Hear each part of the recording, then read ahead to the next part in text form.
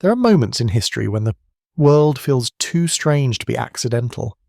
Moments when ancient stones seem to whisper a memory older than memory itself.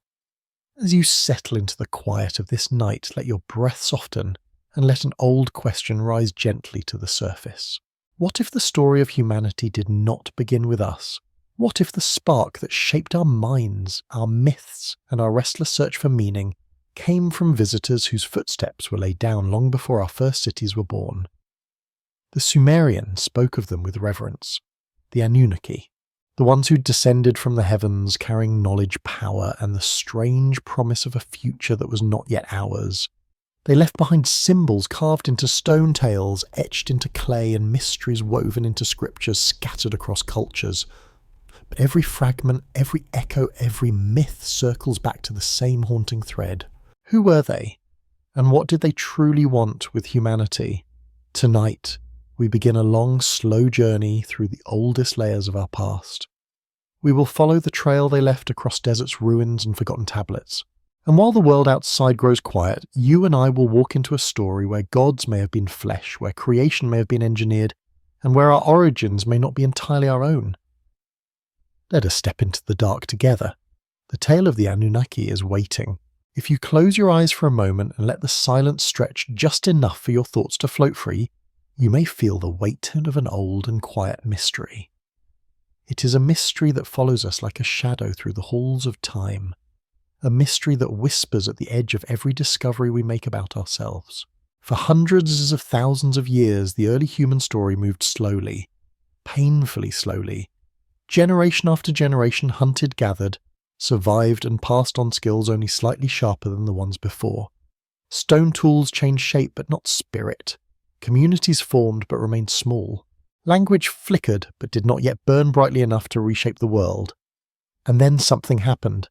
Something so sudden, so luminous that it sits in our timeline like a lightning strike carved into ancient Earth. In a span of time that barely registers on the scale of evolution, humans went from simple foragers to builders of vast temples, to astronomers aligning stone structures with stars that would not be mapped again for thousands of years, to mathematicians dividing the sky, the seasons, and even time itself with precision, and it seems almost impossible for a species so young. When you look across deserts, beneath jungle canopies, or into the ruins that still stand against the wind, you can feel it.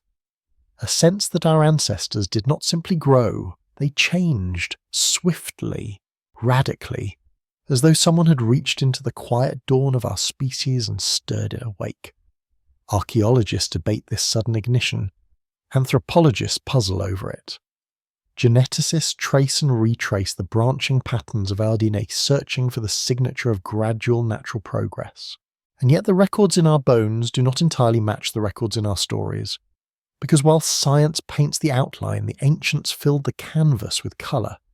They spoke of teachers who descended from the sky, of beings who shaped their minds, their cities, and the rhythms of their lives, not as metaphors, not as allegories, but as memories. The leap from primitive shelters to cities like Eridu and Uruk is so abrupt that it feels like a page torn from a book and replaced with another, from a different story altogether.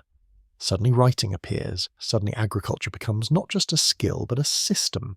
Suddenly, complex laws, irrigation, metallurgy, astronomy, and architecture bloom as though they had been planted long before the soil was ready. Humanity went from surviving nature to shaping it, and it happened in what feels like a single breath. Some scholars look to the brain, to the mysterious genetic changes that occurred within a narrow window of time. Changes that expanded the neocortex, sharpened cognition, and accelerated language. Changes that do not appear slowly like most evolutionary improvements, but instead cluster together as if inserted with purpose, as if guided. Others look to the ruins. Göbekli Tepe with its pillars thrust upward before pottery existed. The megaliths at Baalbek too heavy for any known ancient method to transport. The Sumerian star charts mapping the heavens with a completeness that challenges our assumptions about who could have known what and when. And still others look to the myths. Nearly every ancient culture tells a version of the same story. A story of beings who came from above, beings who taught, beings who brought order to chaos, beings who shaped the destiny of humankind. The names are different. The details shift like shadows under changing light. But the pattern is always there. The Maya spoke of the creators who fashioned humans to carry knowledge. The Egyptians wrote of the gods who ruled before the first dynasty. The Sumerians carved into clay the accounts of the Anunnaki, the ones who descended and breathed life into early man. It is as though humanity scattered across continents carried the same memory in different languages. Tonight, as we continue our journey, imagine yourself drifting backward through this timeline, past the great cities, past the first harvests, past the early villages clustered near rivers. Imagine the world before the spark, a world where our ancestors moved with the slow rhythm of nature, where the night sky was an endless ceiling and the future was only a collection of seasons. And then imagine what it would feel like if something arrived, something that did not belong to that quiet world, something that looked at early humans not as creatures of instinct but as potential waiting to be awakened. Some believe this awakening was natural, that climate shifts, food availability and population growth created pressure that pushed brain development and culture forward. It is a beautiful explanation, a hopeful one, but even its supporters admit gaps so wide that entire fields of study exist only to bridge them. Others believe the awakening was guided, that something ancient and intelligent intervened, not to dominate humanity but to cultivate it, not to rule over us but to accelerate what we could become. And whether you stand on one side of the debate or gently in the middle, the question itself is powerful. What forces shaped us? What hands moulded the clay of our consciousness? What mind first taught humanity to look upward, to ask why, to imagine futures that did not yet exist? The truth may be buried under sand, sealed in stone, or encoded in stories that were once sung and now lie fragmented, but the feeling remains, a hum beneath the surface of our collective memory, a sense that we are older, stranger, and more intertwined with the cosmos than we dare to admit. As you listen, allow yourself to drift into the stillness where imagination and evidence meet, where science traces bones and myths trace meaning, where evolution's slow march appears to have skipped a beat, leaving behind a puzzle that stretches across continents and ages. Picture early humans examining the first marks of writing, the first planned fields of grain, the first maps of stars, not slowly discovering these things but receiving them, holding them, learning them as though remembered. Picture the moment the human mind realized it could reshape the world, that it could build beyond survival, that it could question its beginnings. That moment did not come softly. It came like a fire catching dry grass, a surge of possibility that carried humanity from the edge of obscurity to the dawn of history. And at the centre of this dawn stands the greatest question of all, a question that has echoed for thousands of years, a question that has drawn skeptics, believers, historians, scientists, and dreamers into its long shadow. Did we awaken on our own, or was someone there guiding the spark that would become us? In the chapters ahead, we will explore the cultures that remembered the sky, not as an empty space, but as a source. We will examine the tablets that speak of visitors who shaped kingship, agriculture, and knowledge. We will trace the leap from simple tribes to Sumerian city-states that rose as if overnight. And with every step, the ancient question will follow us, softly, patiently, like a companion walking just behind your shoulder. What if the story of humanity is older than we imagine? What if our beginnings were not an accident of nature but the meeting of two worlds? What if evolution did not simply happen but was nudged, guided, awakened? Let this question settle into you as the night deepens. Because the journey we are taking is not only through ruins and myths, it is through the story of what it means to be human. And every story has a beginning. Ours may be far stranger than we have ever been taught. In the quiet ahead, the path opens, the mystery waits. And with each breath we step closer to the ancient world where everything changed. As we move deeper into this long night, let your breath settle once more, because the next step in our journey takes us to a place where history and myth intertwine so tightly that separating them becomes almost impossible. We are travelling now to the southern cradle of Mesopotamia, to a land pressed between two rivers where the earth was dark and fertile, and where the earliest cities seemed to rise from the ground as if remembering a blueprint older than time itself. This is Sumer, the first known civilization, a world the Sumerians did not claim as their own creation, but as a gift. a gift they said from the gods who walked among them. As you breathe, slowly imagine the heat of the desert giving way to the shimmer of ancient canals. Imagine the sound of wooden wheels, the scent of wet clay, and the soft murmur of voices speaking a language no longer alive on Earth.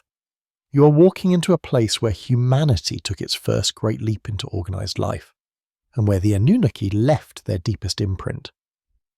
The cities of Sumer were unlike anything the world had seen before.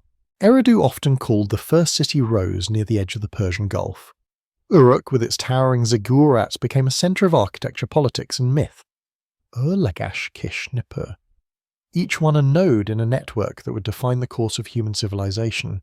But the Sumerians never claimed these achievements as their own inventions. On clay tablets they wrote something extraordinary, something that continues to echo through all discussions of humanity's origins. They said their knowledge was not discovered. It was delivered by the Anunnaki, the ones who descended from the sky. Picture a scribe kneeling in candlelight, pressing symbols into wet clay. Each stroke deliberate, each mark recording the memories of an entire people. Those tablets tell us that writing, agriculture, irrigation, mathematics, kingship and celestial knowledge were taught to them by beings who were already ancient when humans were young. The Sumerians used a word for these beings, a word that meant the princely ones, the skyborn, the Anunnaki. They were not vague symbolic figures to the Sumerians. They were described with structure, personality, lineage and purpose, beings with names, families and rivalries, beings who walked into Sumerian cities as teachers and rulers. As we drift quietly through this memory of Sumer, imagine standing before a great ziggurat, a temple rising like a mountain made of sun-baked brick. At its peak, priests would watch the heavens and track the movements of planets with precision that modern scholars still puzzle over. This astronomical knowledge appears fully formed without earlier stages of trial and error, almost as if the Sumerians learned it in its finished state.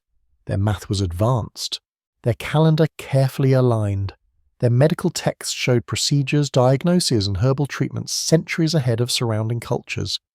And on the tablets, the Sumerians explained why, because they said the Anunnaki had shown them how. There are stories in which the gods gathered people, taught them how to irrigate fields, how to record transactions, how to divide time, and how to build temples aligned with celestial bodies. This idea appears so consistently across so many tablets that it became the centre of Sumerian identity. The Sumerians believed their civilization was a partnership between humanity and beings who came from the sky. As you listen, notice how this redefines our understanding of ancient history. We often imagine early humans stumbling forward slowly, yet here we see a civilization claiming that their leap into complexity was assisted by teachers whose origins were not human. And it was not only knowledge that the Anunnaki were said to bring, they brought order. The Sumerians said that kingship itself descended from the heavens. They believed that the right to rule was a gift from the gods, not a symbol, not a metaphor, a literal transmission of authority. In the Sumerian king list, rulers before the flood reigned for astonishing lengths of time, tens of thousands of years in some records. These reigns were not framed as myths. They were listed alongside real historical kings. Scholars debate what these numbers mean, but in the Sumerian worldview, the early rulers were not like ordinary men. They were part of the age when the Anunnaki themselves governed the cities. This sense of direct connection with divine beings shaped every corner of Sumerian life. Temples were not places of symbolic worship. They were houses, literal houses, built for the gods who lived among them. Each temple dedicated to a particular Anunnaki with detailed descriptions of their appearance, roles and interactions with humanity. Enki in Eridu, Enlil in Nippur, Inanna in Uruk, Ninhursag in the sacred hills. The Sumerians spoke of these beings walking through the cities, eating food offerings and participating in rituals.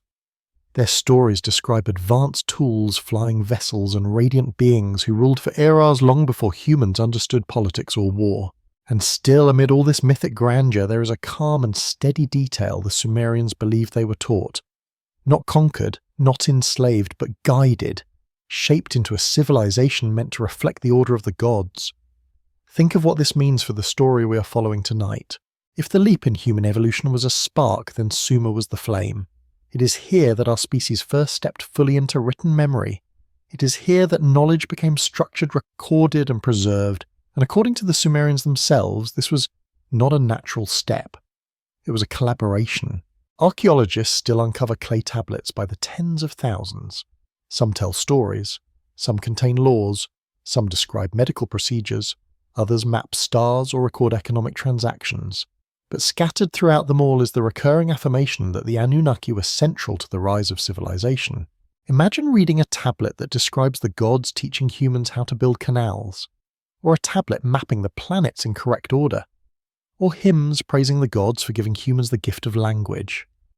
When you line up these records, a picture forms. A picture of a civilization that did not see itself as inventing knowledge, but as remembering what was once taught. Let that sink in, because it raises a quiet but powerful question. Where did this knowledge truly come from? How could a civilization appear with writing, mathematics, and astronomy already in advanced form? Why do the earliest records attribute these breakthroughs to beings from the sky? As you breathe slowly, imagine the Sumerian night sky. Imagine priests watching the stars from the top of a cold stone ziggurat. Imagine them charting movements of planets, predicting eclipses, and aligning rituals with celestial cycles.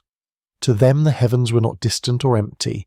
They were the home of their teachers, their origins, their gods. Even today, when scholars analyze Sumerian myths, something unusual appears.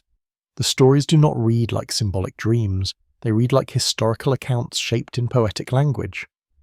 Descriptions of architecture, agriculture, and celestial mapping are woven into tales of gods descending to establish order. The line between myth and memory becomes thin, almost translucent.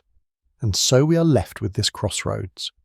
Either the Sumerians invented a sophisticated civilization from nothing faster than any culture before them, or they preserved the memory of beings who helped ignite their rise. The Sumerians themselves insisted on the second. They said the Anunnaki came, taught, ruled, and guided humanity. They said their civilization was not an accident but an inheritance. As you absorb this, let yourself move gently into the stillness beneath these stories. Because beyond the temples, beyond the tablets, beyond the ruins, half buried in sand lies a deeper truth. A truth about how the earliest humans saw themselves. Not as isolated beings struggling toward progress, but as students, as partners in a cosmic exchange. Tonight, as we continue tracing the footprints of the Anunnaki, Sumer stands as the foundation. The place where memory meets myth. The place where civilization began in a sudden bloom of knowledge and order. The place where humanity for the first time wrote down its relationship with the beings it believed came from the stars. Let that image rest in your mind for a moment. A young civilization, ancient gods, and a partnership that would shape the course of human history. In the modules ahead, we will explore who these beings were, why they came, what they built, and how their presence may still echo through the world we know today. For now, breathe softly, feel the weight of Sumer's clay tablets settling around us, and know that in this cradle of civilization, the story of the Anunnaki becomes more than myth. It becomes a legacy, one that still whispers through the corridors of time. Settle your breath again slowly and gently, as though you are preparing to cross a threshold not meant for the hurried mind. Because in this chapter we leave the world we know. We lift our thoughts beyond deserts and ruins, beyond rivers and ancient cities, and into the quiet, cold darkness of the outer heavens. This is where the Sumerians said the story truly begins, not on Earth, but on a distant world they called Nibiru, a wandering planet, a world with an orbit so vast and elongated that it drifted far beyond the reach of human imagination. According to the interpretations of Zecharia Sitchin, Nibiru was not only a home, it was a world facing a slow crisis. A crisis that would send its ancient inhabitants, the Anunnaki, across the solar system in search of a solution. Imagine that distant world now. Let its image take shape in the soft darkness behind your eyelids. A planet far larger than Earth. A world with deep oceans and towering mountains. A world with an atmosphere once vibrant and protective, but gradually thinning, losing its strength, losing the shield that preserved life for ages beyond counting. The Sumerians described Nibiru as glowing with a radiant presence. A celestial body that moved with purpose rather than silent drift. Every 3,600 years, they said it passed through the inner solar system, arcing close to the sun and brushing the orbit of Earth. Its arrival was considered an event of great significance, one remembered in myths of upheaval, renewal, and divine intervention. But in the time before those ancient encounters, the atmosphere of Nibiru began to weaken. Its people faced the slow erosion of the protective layer that shielded them from cosmic radiation. Winds grew harsher, oceans shrank. Life remained, but the balance of the world tilted toward decline.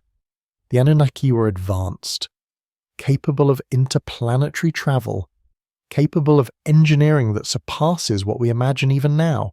And yet even with their knowledge, they faced a problem that demanded a rare resource: gold, not as currency, not as treasure, but as a metal with extraordinary reflective properties. Gold dispersed as fine particles could be used to repair a thinning atmosphere. Its ability to reflect and stabilize radiation was priceless to a world losing its protective shield. Nibiru needed gold on a planetary scale, more than their home could provide, more than any local moon or asteroid could offer. So the Anunnaki looked outward.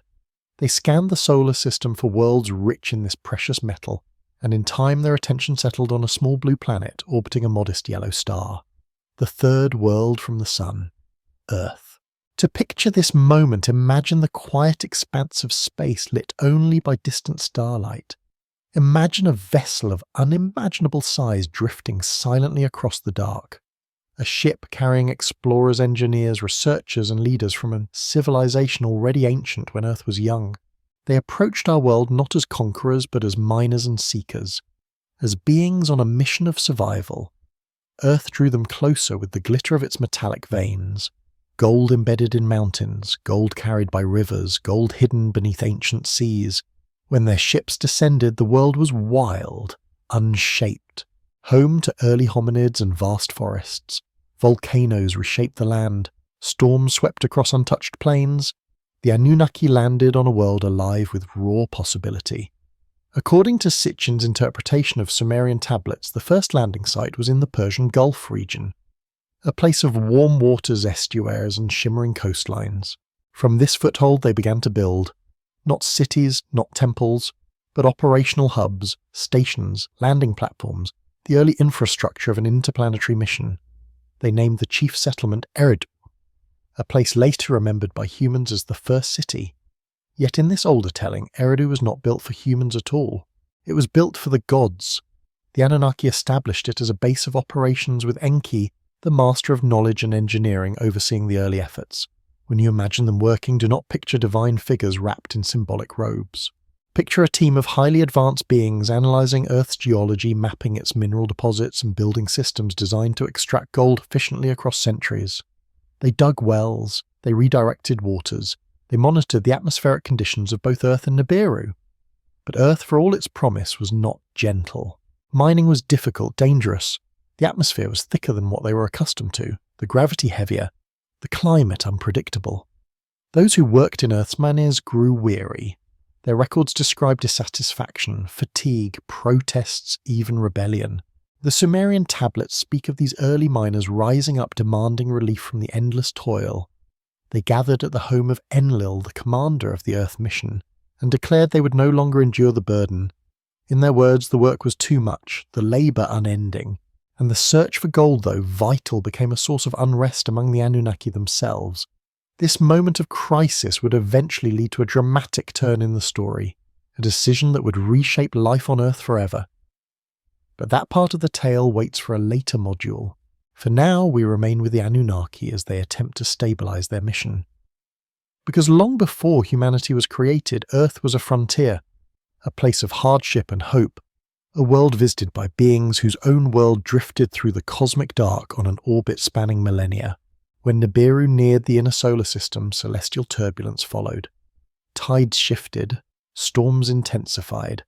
Some ancient myths describe this time as an age of celestial clashes, a time when the sky itself seemed to tremble. The Sumerians wrote about these movements not as poetry but as records. They described Nibiru's return as a cyclical event known and anticipated. The Anunnaki understood these cycles intimately. Every approach of their home world brought both opportunity and urgency. Opportunity to transport resources, urgency to gather enough gold to maintain the atmospheric shield before Nibiru drifted once again into the outer cold. As you listen, imagine this rhythm. A civilization living on a cosmic clock different from anything on Earth. Generations passing while their planet moved through distant regions of space unknown to our science. Their return to the inner system marked the beginning of new phases of activity. In this context, their arrival on Earth was not random. It was part of a long-term survival strategy. They built outposts in Mesopotamia. They explored Africa, where gold was plentiful.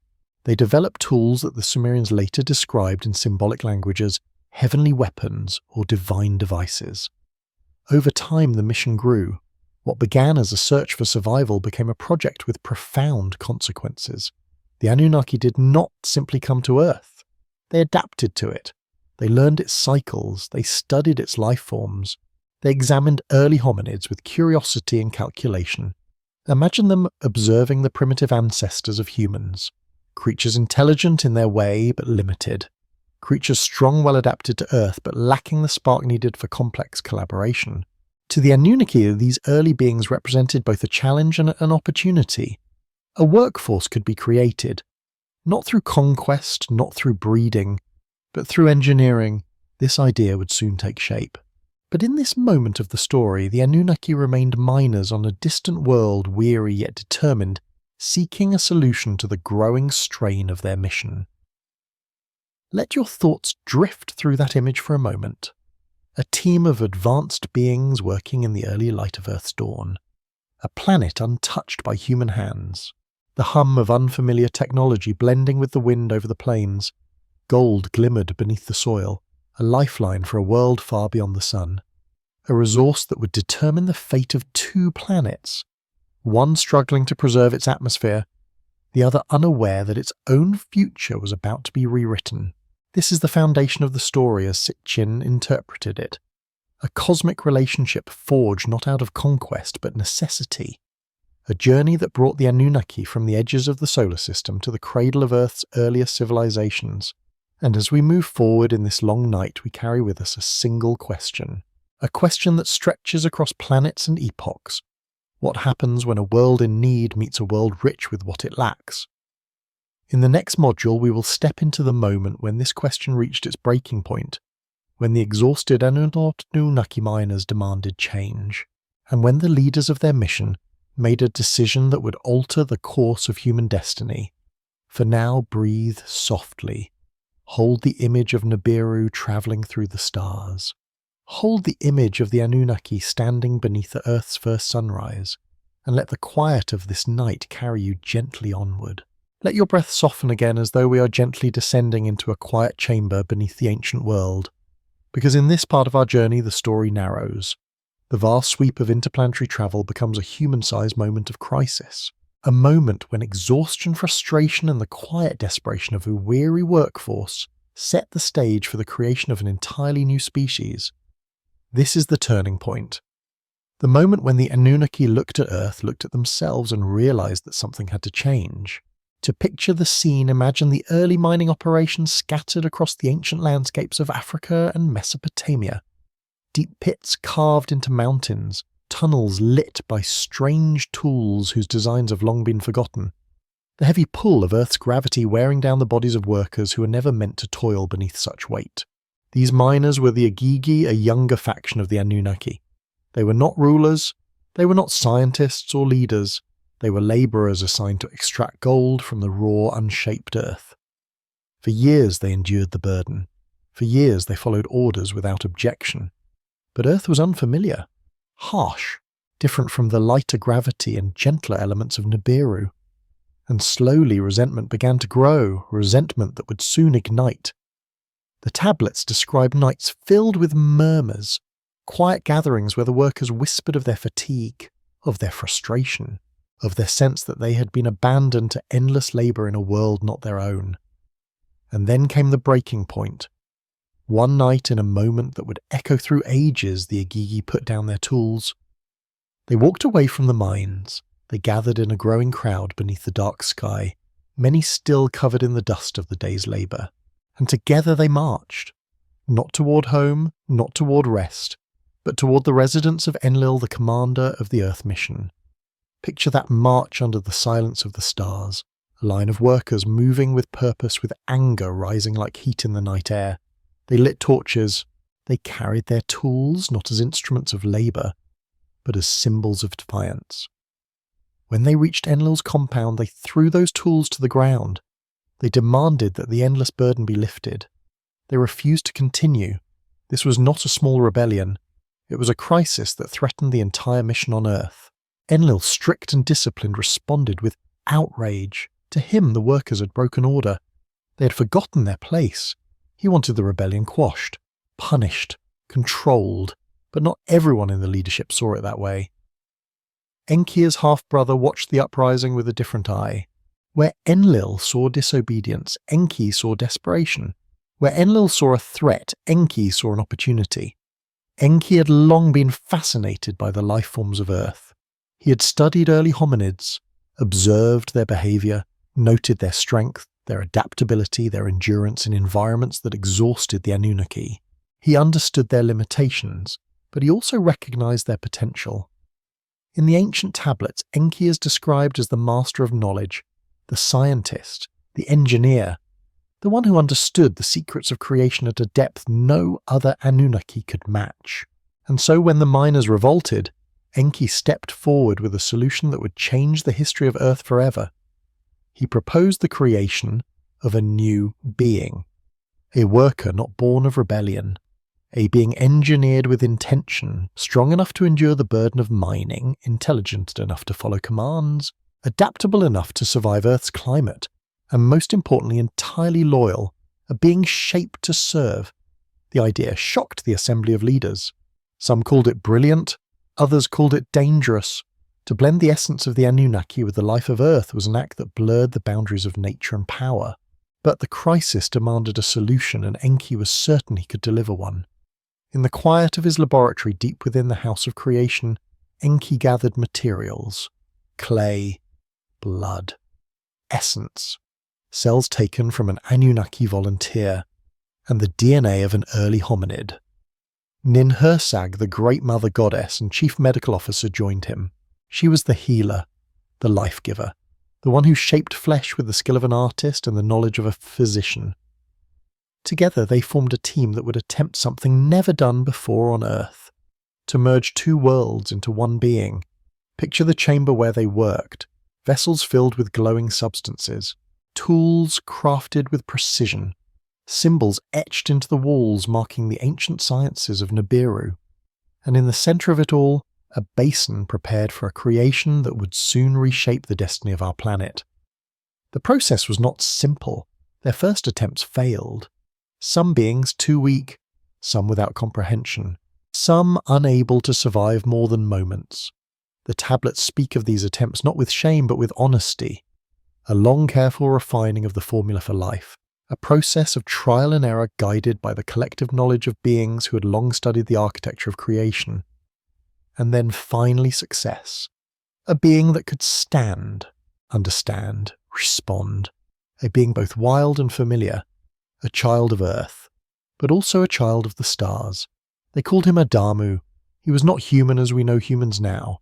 He was the first of a new kind, a hybrid crafted for endurance, a worker whose strength came from Earth and whose cognition came from Nibiru, a being shaped with purpose. When Enki presented Adamu to the assembly, the reaction was profound. The miners saw relief, the leaders saw possibility, Enlil saw danger, but the decision was made. Adamu would not be the last. A whole generation would be created, and these beings, strong and adaptable, would take the place of the Igigi in the mines. The rebellion would end. The mission would continue. The Anunnaki watched as the first workers were sent to the mines. They worked without complaint. They learned quickly. Their bodies endured conditions that had worn down the Igigi.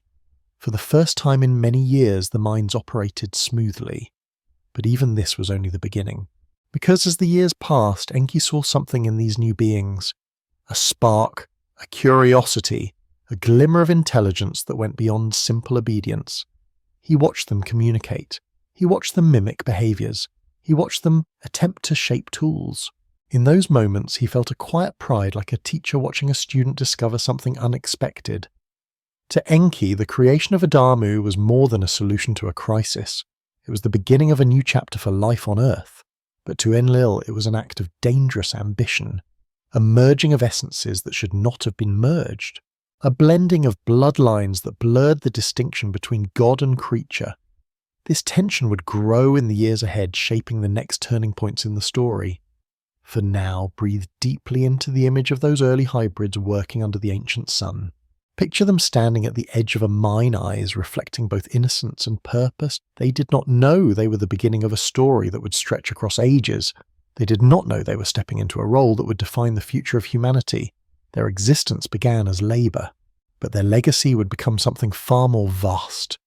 As you hold this moment in your mind, feel the weight of its significance.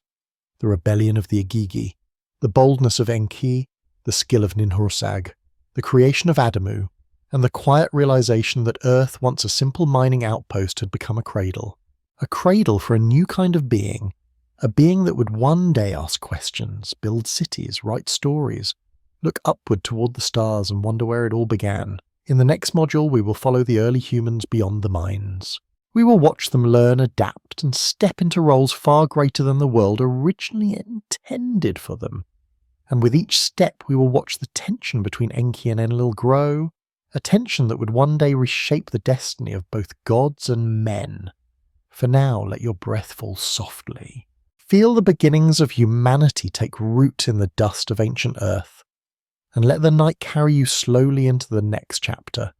Before we step into this chapter, let your breath slow into a steady rhythm, because the place we are about to enter is unlike any other we have visited in this long and ancient story. It is not a temple. It is not a city. It is not a battlefield or a mine. It is a laboratory, a sanctuary of creation, a chamber where two worlds met in the quiet pulse of possibility. The Sumerians called it the House of Life, the House of Creation, a place where Enki, the master of knowledge, and Ninhursag, the great mother goddess, shaped living beings with intention, precision, and something that resembled both science and sacred art. To understand what happened here, imagine a hall lit not by fire, but by a soft, steady glow that the ancient scribes could only describe with symbols of radiance. Imagine tables carved of stone and metal, vessels filled with solutions whose colours shifted like living waters, tools crafted with such refinement that even modern eyes would not fully understand their purpose. This was not imagination to the Sumerians. This was memory. And tonight we enter that memory. We walk into the quiet heart of the moment when humanity began to take form.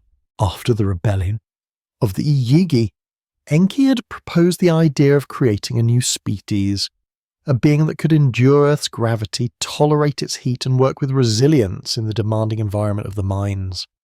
But solving a problem through theory was one thing. Bringing that theory to life was another. Enki understood that Earth's early hominids were strong, adaptable, and resilient. He had spent years studying them, watching their movements, observing their social patterns, noticing the spark of curiosity in their eyes. He believed that with the right guidance, with the right adjustments, they could become the foundation of a new kind of worker. But their minds were limited. Their communication was rudimentary. Their coordination was instinctive rather than purposeful. To elevate them, a catalyst was needed, a spark of intelligence, and that spark would come from the blood of the Anunnaki. If you pause here and feel the weight of that idea, you may sense how monumental it was. This was not simply engineering.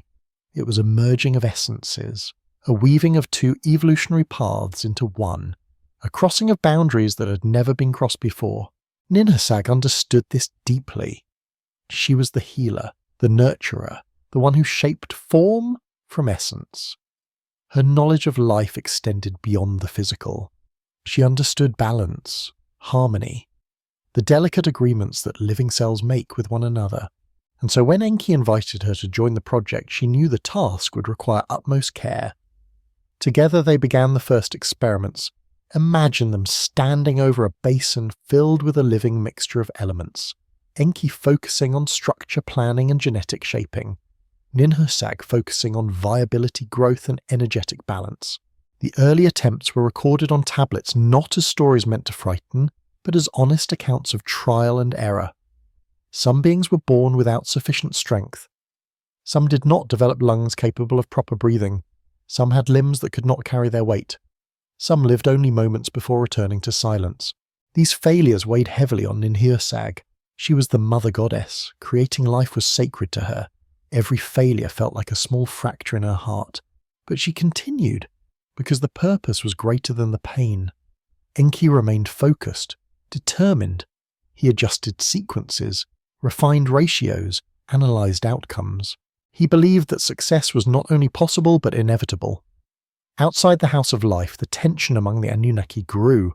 Some believed this project was dangerous, others believed it was revolutionary.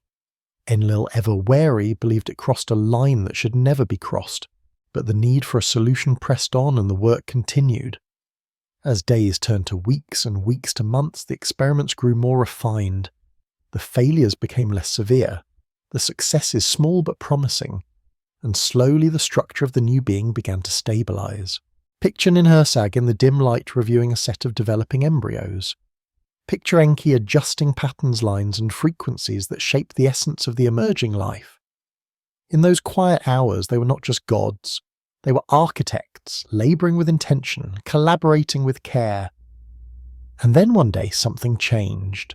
A new creation took shape with remarkable stability. The body formed exactly as intended. The lungs inflated with steady breath. The limbs held weight with strength. The eyes opened with awareness. A being stood before them, neither fully Anunnaki nor fully Earthborn. A bridge between two worlds. He was the first of his kind. The first successful hybrid. The first human prototype capable of work, understanding and learning. Enki named him Adamu. The Sumerian tablets describe this moment with reverence. Not as mythic flourish, but as a moment of triumph, a moment when the long struggle to merge the genetic foundations of two species finally succeeded.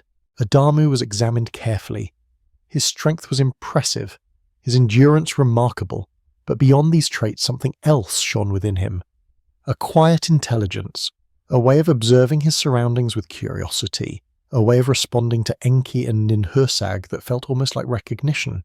He learned quickly, he adapted. He imitated motions he observed. He followed instructions with clarity that surpassed the early expectations.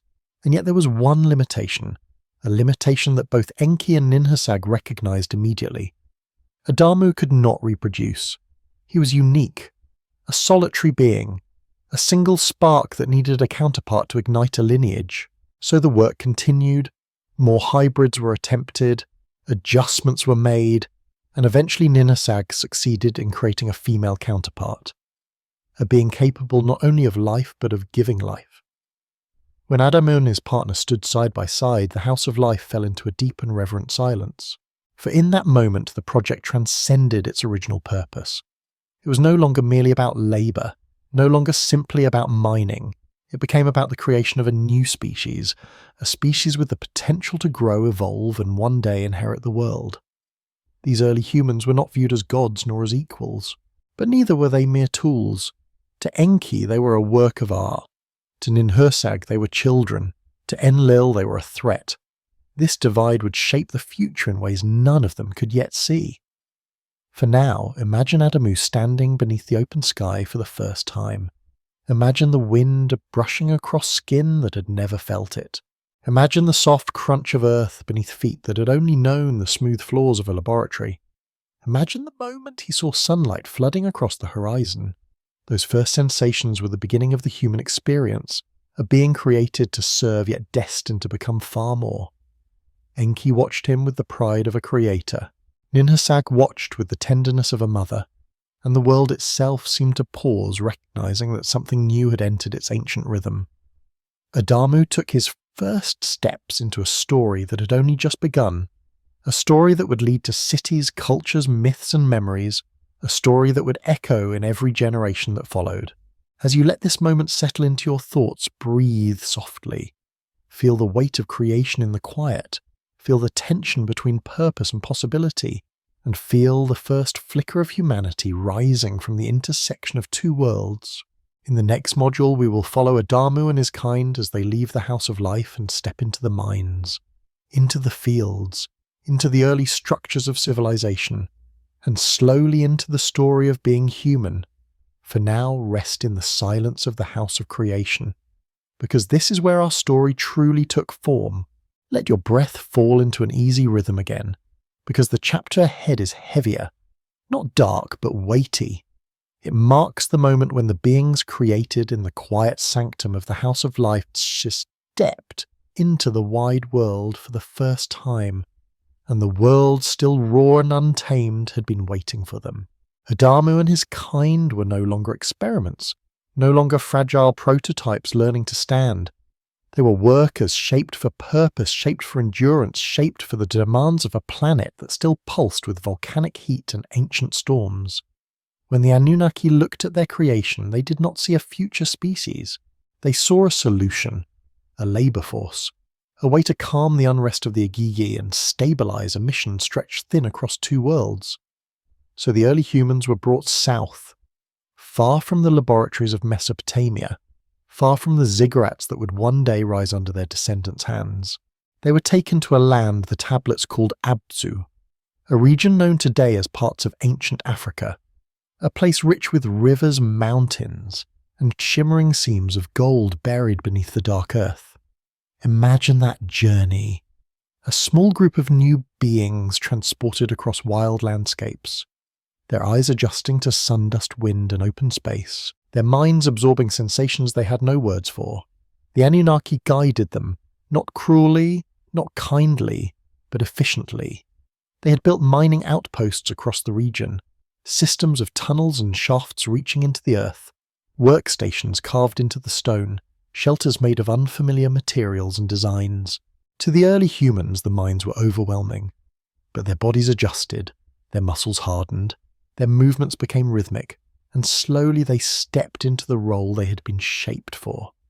This was the first phase of the human story, not cities, not art, not language etched on clay, but labour in the service of a world far from Earth.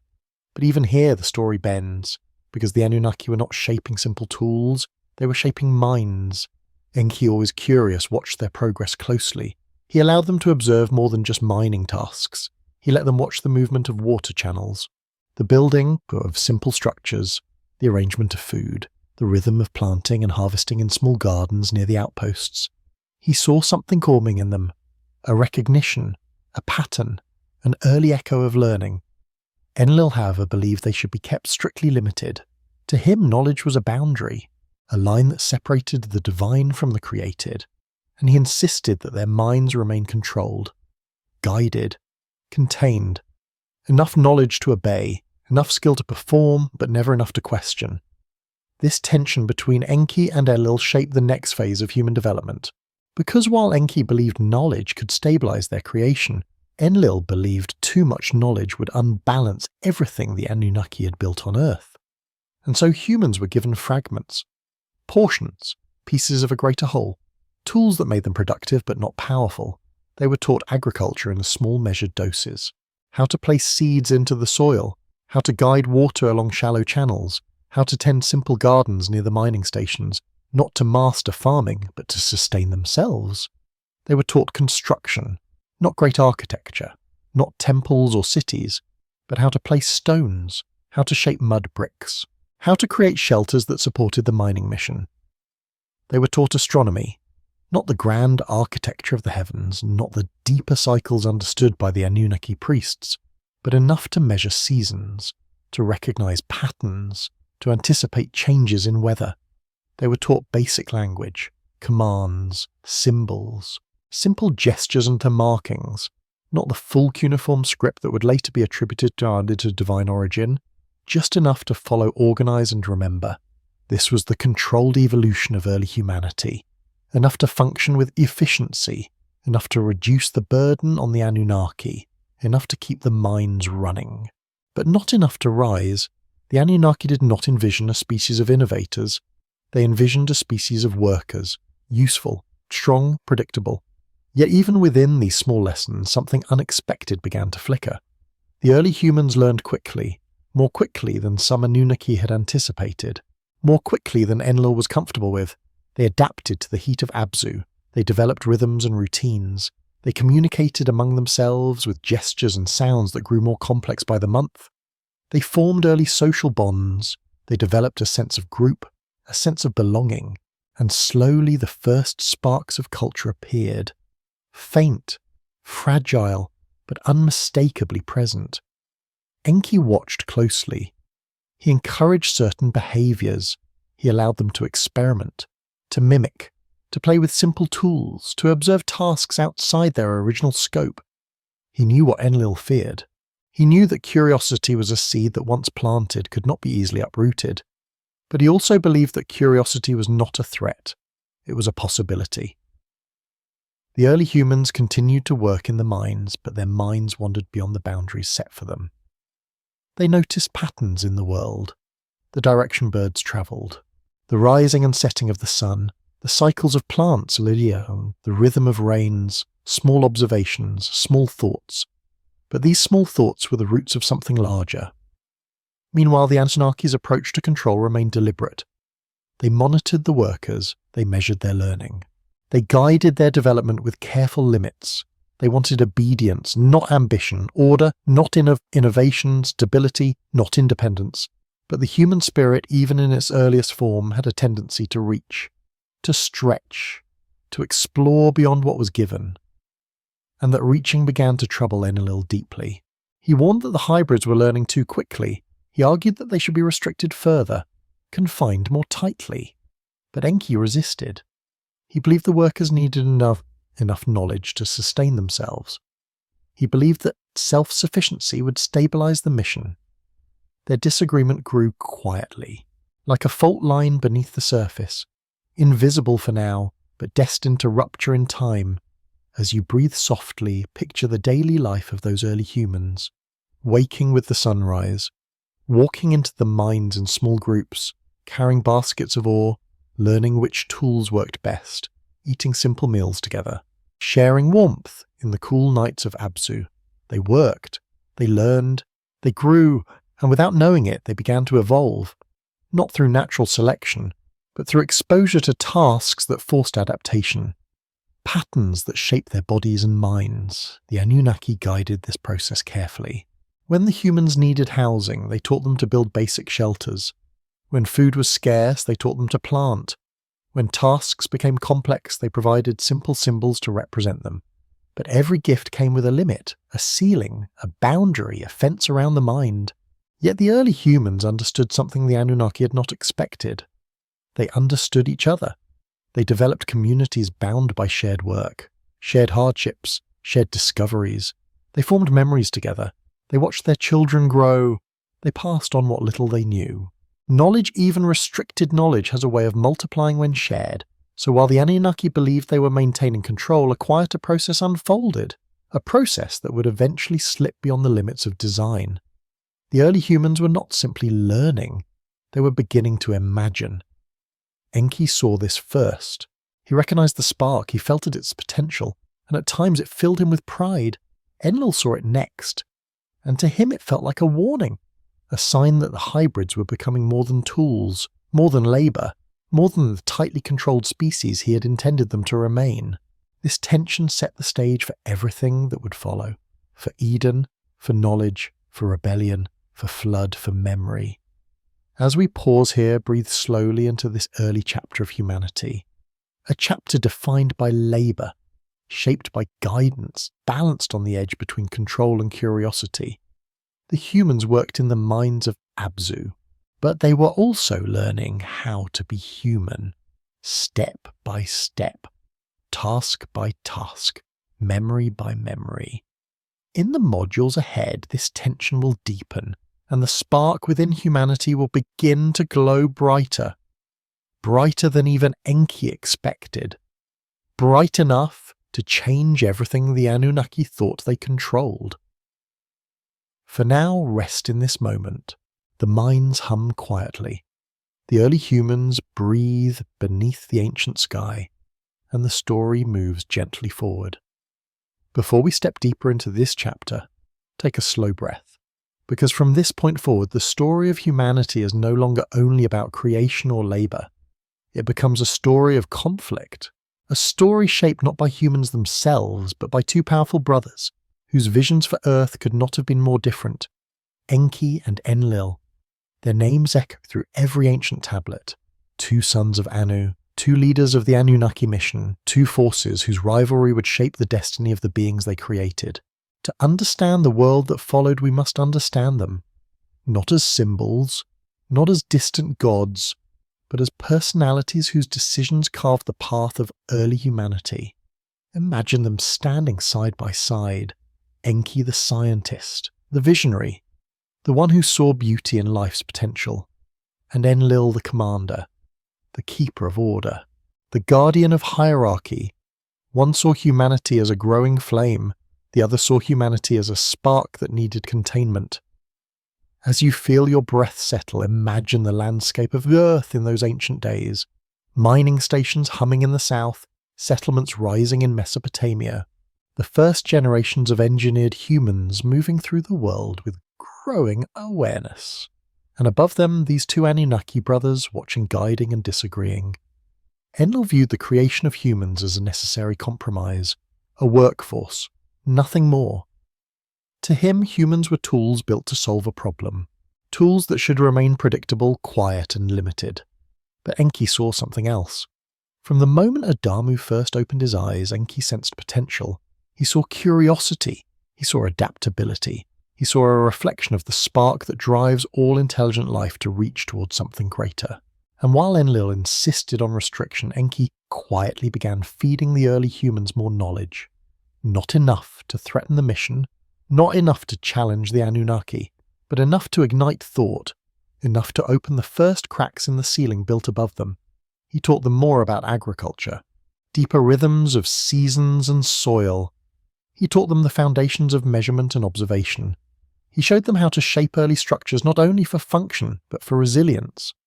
And slowly he began to speak to them about the way life renews itself, the way flesh carries memory, the way generations continue through birth. Enki revealed to them the understanding of reproduction, the knowledge of their own bodies, a gift that Enlil believed should have been locked away. Because the moment humans could reproduce freely, they were no longer just workers. They were a population, a species, a force of nature, and this to Enlil was dangerous. Take another breath. Because the conflict that grew between these two brothers would become one of the oldest tensions in our mythic memory. To Enlil, order was sacred. Hierarchy was the structure that maintained the universe. The Anunnaki on top, humans below, clear, clean, predictable. To Enki, life was a process meant to evolve, to grow, to reach. He believed that intelligence was not a threat but a trajectory, and that humanity once set in motion would not stop. This difference did not stay hidden. It grew, and it grew most intensely when the early humans began to multiply.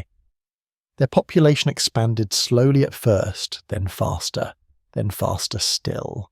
In small communities around Abzu, near rivers, near mining settlements, near the first proto-towns the Anunnaki established for coordination. With every birth, Enki felt satisfaction, a sense of pride in the success of his creation.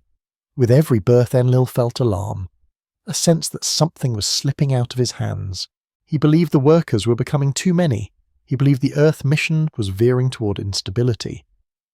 And in the ancient accounts, Enlil began calling for measures to reduce the human population. Some tablets speak of him withholding resources, allowing diseases to spread, restricting regions from receiving the basic instructions needed to bring order to the land. To Enlil, this was necessary, a way to maintain the balance between a dominant species and a subordinate one. But to Enki, it was cruelty. It was a betrayal of what creation meant. This ideological fracture deepened over time, and like all deep fractures, it eventually reached the point of confrontation. In some versions of the ancient telling, Enki secretly established centers of knowledge far from Enlil's reach, places where humans could learn more freely, where they could study the patterns of the stars, the cycles of water, and the deeper mechanics of building, places where he planted the first seeds of culture. Some traditions even whisper that Enki established colonies across the seas, a place later remembered in legend as Atlantis, a realm of advanced knowledge and hybrid leadership built on principles of harmony and mastery rather than control, a sanctuary for the teachings that Enlil forbade. Meanwhile, Enlil tightened his grip on Mesopotamia. He strengthened laws, he enforced obedience, he demanded offerings, he tried to confine humanity to a narrow path where they could not exceed their intended place.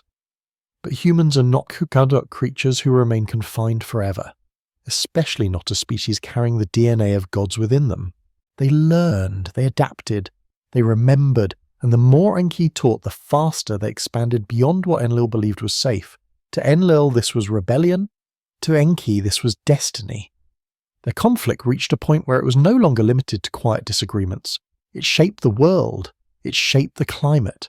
It shaped the fate of entire regions. Ancient stories speak of droughts brought upon certain lands, floods allowed to sweep through valleys, diseases permitted to thin populations. Enlil viewed these events as resets, as necessary corrections, and through it all Enki intervened where he could. He offered antidotes, instructions, riddles of survival, whispers of caution. He did not stop the cycles entirely, but he softened them, guided humanity through them, helped them endure. In one telling, Enki warned the humans of a coming drought. He taught them how to store grain, how to divert water, how to survive through preparation rather than panic. Enlil saw this as defiance, a direct challenge to his authority, and so their feud became a cosmic seesaw, one teaching, one restricting, one building up, one cutting down. As you breathe slowly, imagine the impact this had on the early humans. They lived between two divine forces, one nurturing, one demanding. One whispering possibility, one imposing boundaries.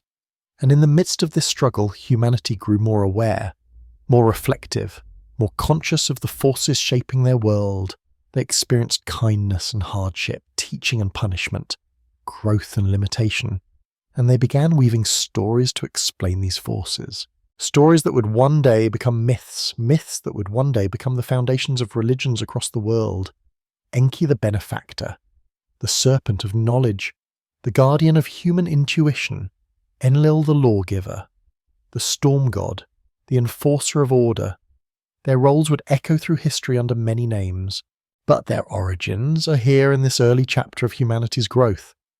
As time passed, the conflict between them became untenable. The humans had grown too numerous, their spark too bright, their knowledge too wide. Enlil saw danger, Enki saw promise, and this clash would soon lead to one of the most dramatic events in the ancient world. A moment remembered in every culture, a moment carved into myth as a story of wrath, rescue and rebirth. We will reach that crossroads in the modules ahead, but for now, hold this image within you.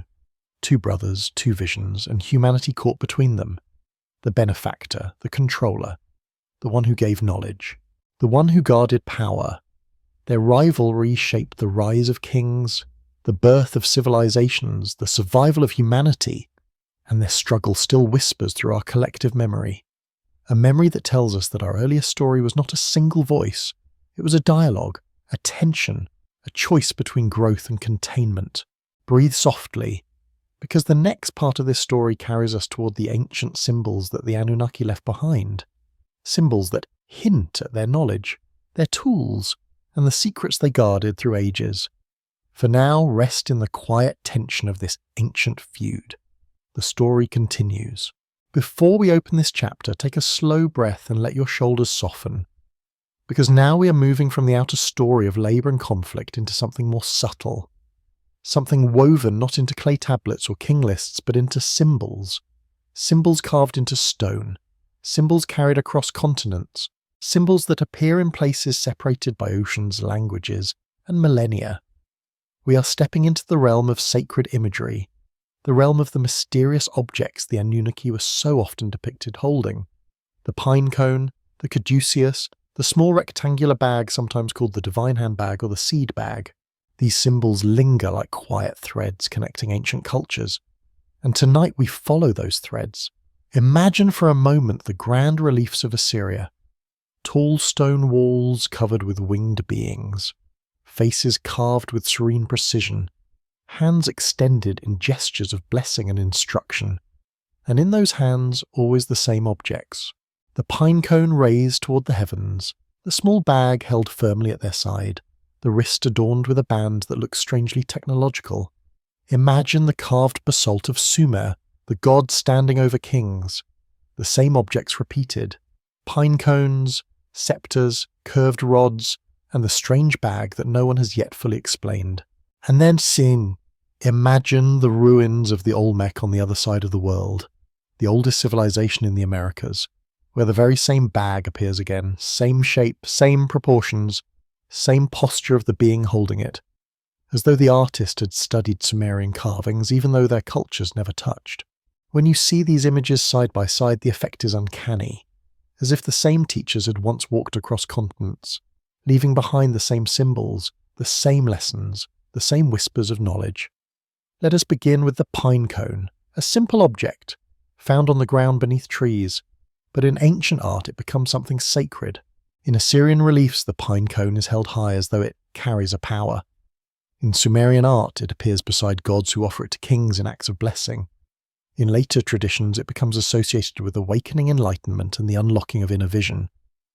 Modern interpretations connect the pine cone to the pineal gland, a small organ at the center of the brain, a structure shaped like a miniature pine cone, a gland tied to circadian rhythms, dreams, intuition, and in many traditions, spiritual sight. Cultures across the world revered the pine cone shape. Egyptians carved it on the staffs of Osiris, Greeks placed it atop the thyrsus of Dionysus. Hindus placed it at the crown of deities representing consciousness, all pointing in their own way to the same idea: the awakening of inner vision, the stirring of energy, the rise of awareness within the human mind. So when the Anunnaki are shown holding pine cones, lifting them toward the heads of kings or toward the sacred tree of life, the symbolism becomes striking. It suggests transmission, activation, a gift of knowledge, a spark of consciousness passed from divine beings to early humans.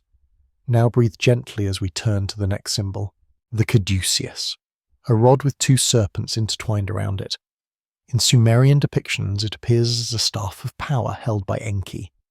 In Egyptian mythology, it becomes the staff of Thoth. In Greek tradition, the staff of Hermes. Across time, across continents, the same shape emerges again and again, two serpents winding up a central axis, at times meeting in a pair of wings, at times representing the balance of dual energies, at times representing healing and transformation. Modern interpretations connect the caduceus to the pathways of Kundalini energy, two channels rising up the spine.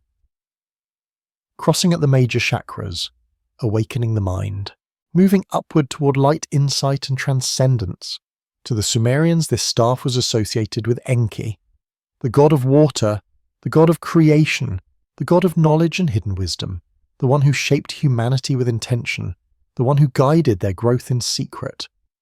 In that context, the caduceus becomes more than a symbol. It becomes a message. That knowledge is transformative, that energy can be awakened, that the human body carries within it a potential that mirrors the architecture of the divine. Pause for a moment and picture this.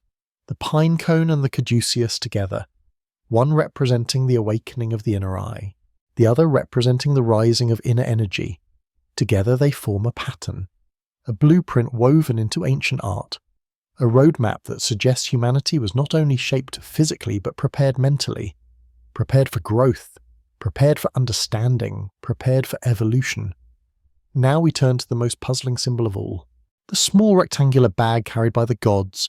It appears in Sumer, in Assyria, in Babylon, and inexplicably in the art of the Olmecs of ancient Mexico. Always the same size, always the same proportion, always held in the same position as though it carries something precious. What was it? A tool? A container? A device? A symbol of rank? Some scholars call it the seed bag, imagining it held literal seeds of agriculture. Others believe it held sacred herbs or resins, but many see something deeper, something hinted at in the way the gods held it. Not casually, not carelessly, but ceremonially. Some interpret it as a container of genetic material, a vessel of life, a portable archive of biological knowledge, linking the symbol to the very idea of creating life.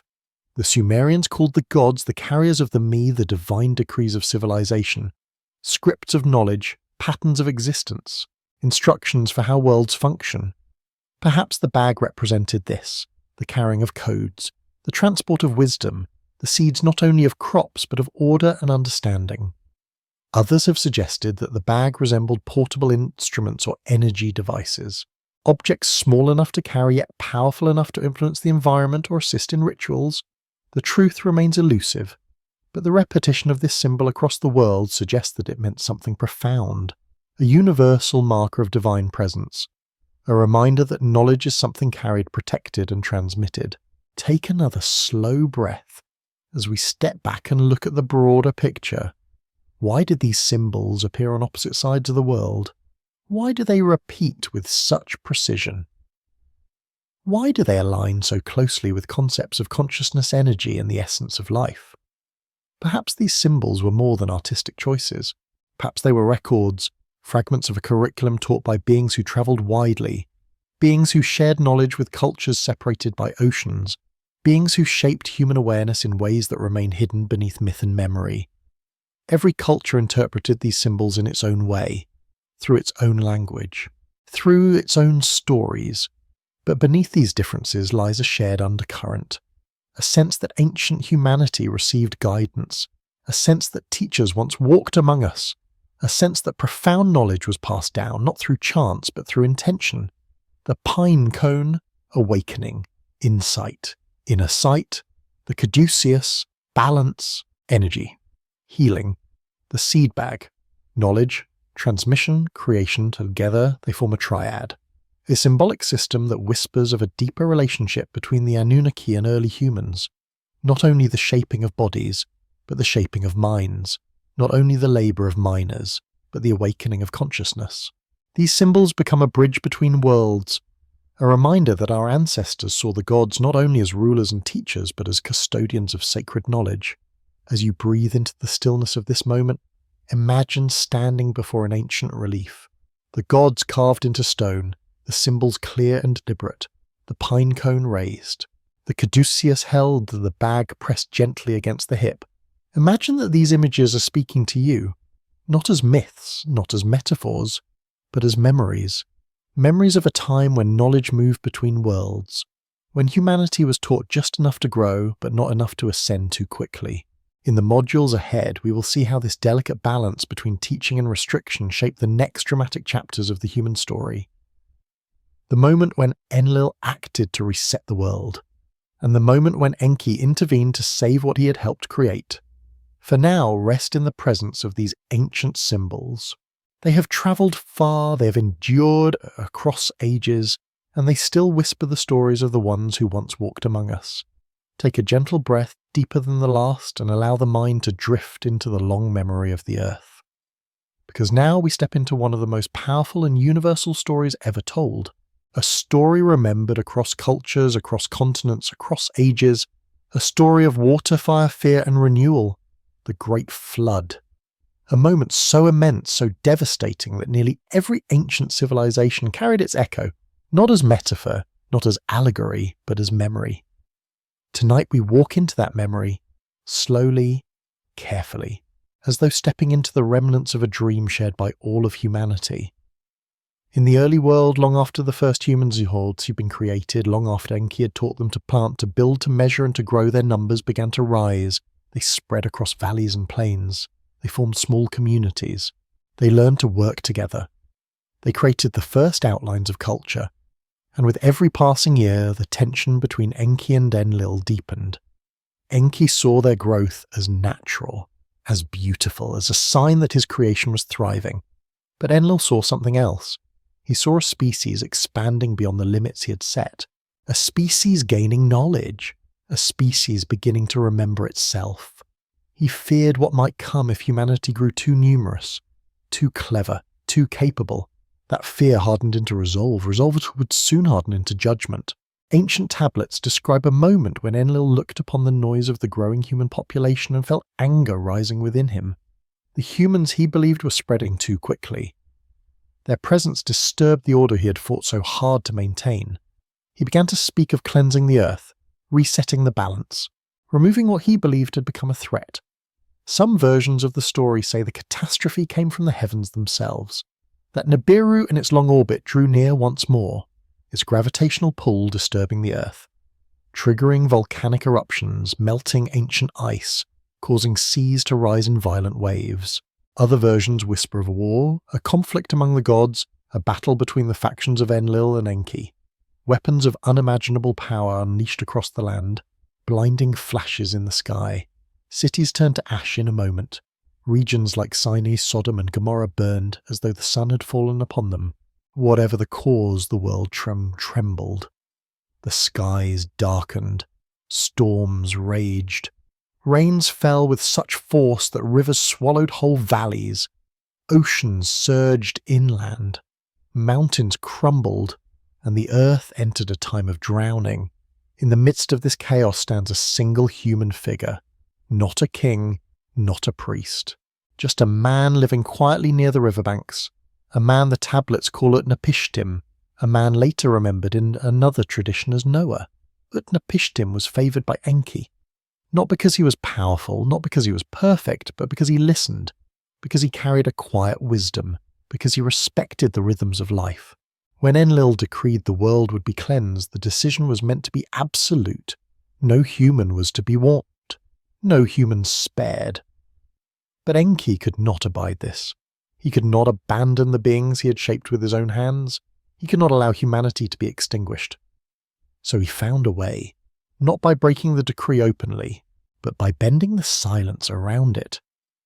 He spoke to Utnapishtim through a dream, not directly, not in words that would violate divine law, but through whispers and riddles. He told him to abandon his home, to tear down his house, to build a vessel unlike anything the world had ever seen, a great ship, sealed against the storm, shaped to ride upon the swelling waters, large enough to carry his family and the seeds of life from earth. Utnapishtim listened. He gathered wood, he shaped beams, he sealed the vessel with pitch. He worked in silence while the world around him continued unknowing, and when the sky opened, when the rains fell like pounding fists, when the oceans surged and swallowed the fields, he guided the vessel into the rising waters. For days, for weeks, the ship rose and fell on waves so large they blotted out the horizon. The world dissolved around him. Land vanished. Mountains disappeared beneath the deluge. Silence replaced the old rhythms of life. And when the waters finally began to recede, Utnapishtim opened the hatch and saw a world washed clean, a new beginning rising from the stillness. Enlil was furious when he discovered that a human had survived. He confronted Enki. He demanded answers, but Enki did not bow. He spoke of compassion, of responsibility, of the spark within humanity that deserved another chance. And to everyone's surprise, Enlil relented. He approached Utnapishtim. He blessed him. He granted him and his wife long life, carrying them to a distant land where they would live beyond the reach of mortal years. The flood had ended, but the story was not over. Once the waters withdrew, the Anunnaki surveyed the devastated world. Their settlements lay in ruins, fields washed away, structures toppled, mining operations destroyed. They faced a choice: leave Earth behind or rebuild. They chose to rebuild. Slowly they descended once more. They established new centres. They replanted fields. They restructured canals. And they began reteaching the humans who survived. This time their approach was different, more cautious, more deliberate, but in some ways more generous. They taught humans the foundations of agriculture not merely as labour, but as survival. They taught architecture that would withstand floods. They taught writing so memory would not vanish again. They taught astronomy so humanity could anticipate the cycles of the world. From these teachings rose the first post-Diluvian civilizations: Sumer, Akkad, Egypt, Indus, each carrying fragments of the knowledge restored after the flood, each remembering the gods who had guided them, each telling stories of the time when the heavens opened and the earth was remade. In these stories the gods did not vanish. They remained for a time, walking among humans, teaching them, rebuilding with them. But eventually one by one they withdrew. Their presence faded into memory. Their symbols became sacred. Their stories became myths. Yet the flood left its mark. a sense of fragility, a sense of reverence, a sense that humanity had been given a second beginning. Even now, across the world, the echoes remain. Legends of a great deluge passed down through generations, stories of God's beings or messengers who saved a chosen few, tales of renewal after destruction. And beneath these stories lies the quiet suggestion that Earth has been shaped not only by natural forces, but by decisions made by beings whose origins stretch beyond our world. As you breathe gently into this moment, imagine the world after the waters withdrew, fresh, silent, open, a world ready to be reshaped. From these ruins rose the civilizations we still marvel at today, civilizations built on knowledge. The Anunnaki returned to share knowledge carried like embers across the ashes of the old world. In the next module, we will explore how these stories intertwine with the foundations of later religions, how the memory of the Anunnaki became the memory of gods, how Enlil, Enki and their kin evolved into the divine figures of sacred texts. For now, rest in the echo of the flood, feel the weight of water, feel the stillness that followed, and let the story carry you gently onward. Before we open this chapter, let your breath settle once more, because now we step into a territory where history and belief overlap, where memory slips into scripture, where echoes of ancient gods appear under new names reshaped by generations of retelling. Tonight we walk along the bridge between the world of the Anunnaki and the world of the Bible, a bridge built from symbols, metaphors, parallels and quiet correspondences, a bridge that suggests the oldest stories never truly disappeared. They simply changed form. As you breathe gently, picture an ancient scribe sitting before a clay tablet. Then picture thousands of years later another scribe writing on parchment, imbuing familiar stories with new meaning. Different languages, different cultures, yet beneath the surface a shared lineage of myth. In the Hebrew scriptures, God is often called Elohim, a plural word. A word that does not mean the singular God of later theology, but beings of radiance. The shining ones, the elevated ones. A term that mirrors the descriptions the Sumerians used for the Anunnaki. When the Bible speaks of the Elohim creating humanity, the language carries an echo from older tablets. Let us make man in our image, our likeness. A phrase that sounds uncannily like the Sumerian account of the Anunnaki shaping Adamu, not as a metaphor, but as a deliberate act of engineering, a merging of essences, a creation in their likeness. Now breathe again as we follow this thread deeper. In Genesis, Eden is described as a garden in the east, a place of rivers, a place of fertile land, a place where humanity lived under the guidance of their creators. But the Sumerians called their first settlement Eden, a term meaning the plain, the cultivated steppe, the region where the Anunnaki established their first city on Earth, a place where divine beings walked among humans, a place where a special tree represented knowledge or life, a place where eventually humanity was expelled. These two stories do not mirror each other perfectly, but the outlines overlap like two sketches drawn from the same original vision. And then in the heart of Eden lies a serpent, a being of knowledge, a being who speaks truth rather than deception, a being who tells humanity they can awaken, that their eyes can open. In many traditions, the serpent becomes a symbol of danger, but if you look back to the Sumerian tablets, the serpent is closely linked to Enki, the god of wisdom, the god of hidden knowledge, the one who gifted humanity with understanding. The serpent's shape itself resembles the symbol of Enki's staff, the intertwined serpents of the caduceus, the rising energy, the awakening of consciousness.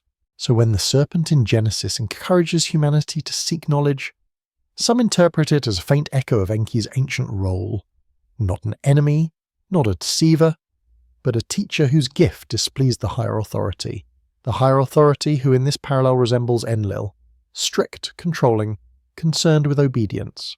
The tension between these two divine forces carries forward into the structure of the biblical narrative. A god of storms, a god of judgment, a god who demands order, a god furious at human noise, a god who unleashes a flood. These characteristics align sharply with Enlil, the stern overseer of the Anunnaki.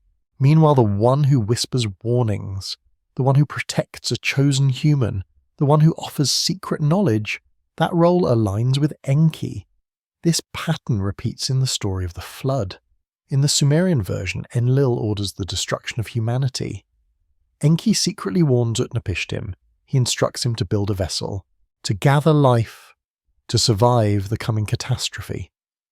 In the biblical version, Yahweh sends the flood, but Noah is warned through divine guidance. In some interpretations, this warning echoes Enki's intervention. The quiet guidance, the secret protection, the insistence on preserving life. Pause here for a breath, because the next parallel is even more striking. In Genesis 6, a mysterious passage appears, a passage that scholars have puzzled over for centuries. The sons of God came into the daughters of men, and they bore children who were mighty, men of renown. These beings are called the Nephilim, giants, titans, warriors of ancient days. To the Sumerians, this would not have been mysterious. They openly recorded the unions between gods and humans. They described hybrid offspring, beings part divine, part mortal, beings of immense strength, beings who often grew beyond control. This pattern aligns with the biblical Nephilim, a hybrid race, powerful, chaotic, a reason in the biblical telling for the flood to be unleashed. In the Sumerian version, 2 hybrid offspring and excessive human growth contributed to Enlil's decision. The parallels are not identical, but they are unmistakable. Now let us step to another ancient story. Sodom and Gomorrah, cities destroyed by fire from the sky. Not metaphorical fire, but destructive heat, flashes of light, shock waves described in ways that resemble catastrophic weapons. In Sumerian and later Mesopotamian accounts, certain regions were devastated by divine conflict. Cities wiped out by radiant weapons. Fields turned to salt. Deserts formed overnight.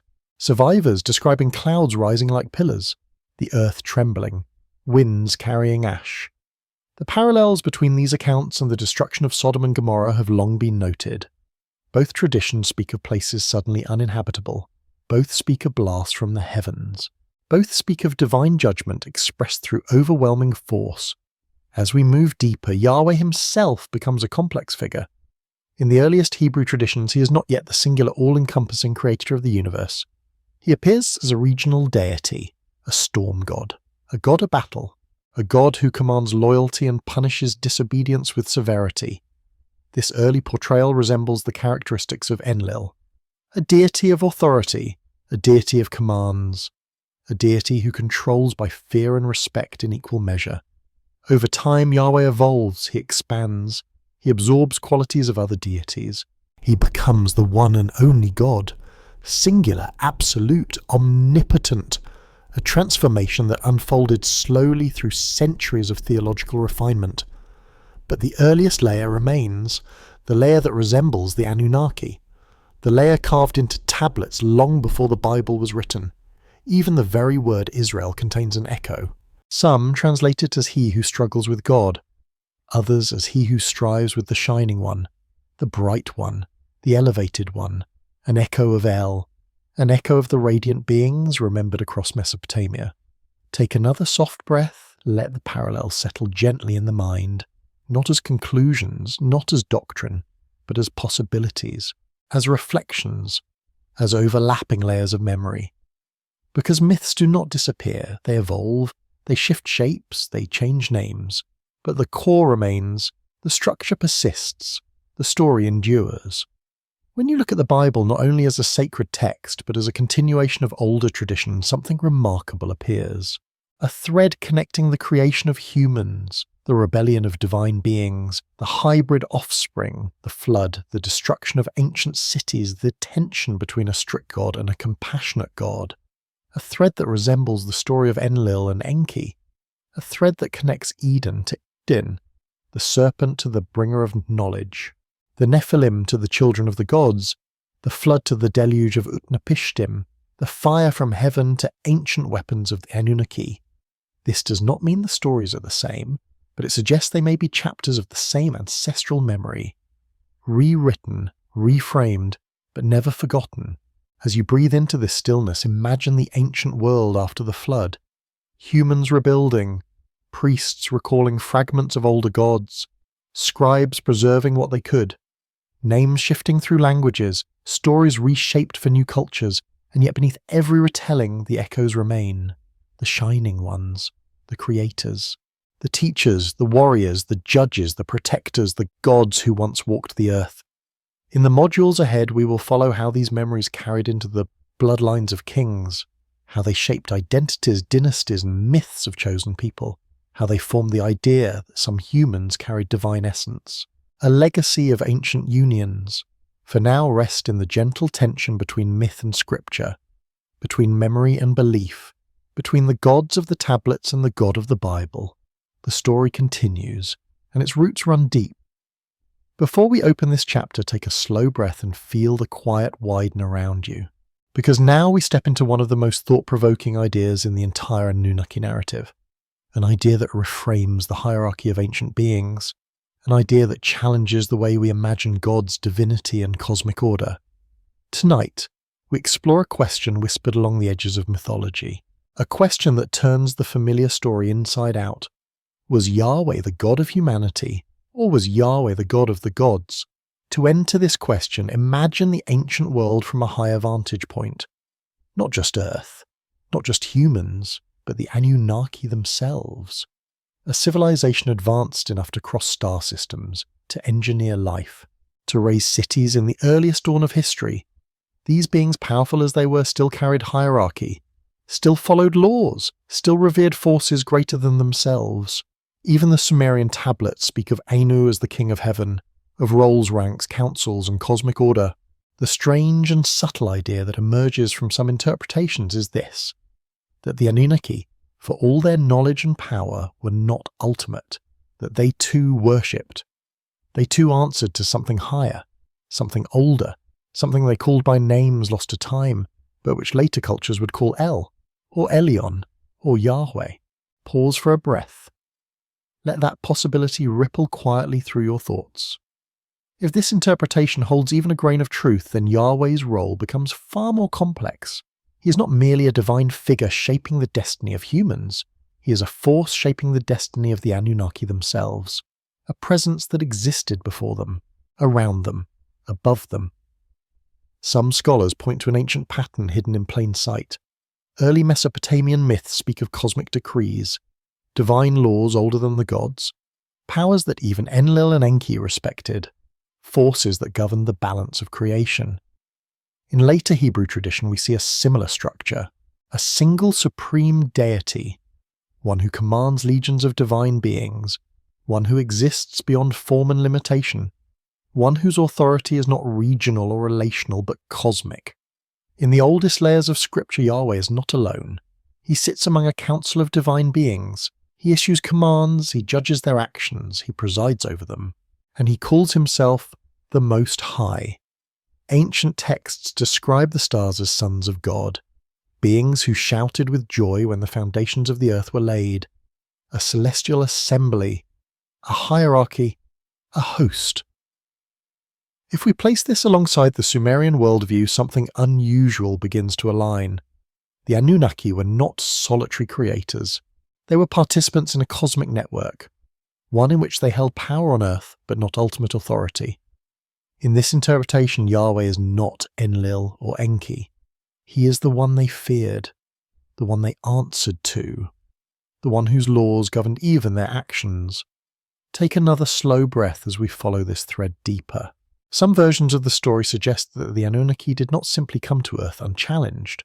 They came under observation, under expectation, under the gaze of a higher presence that monitored the unfolding experiments of life.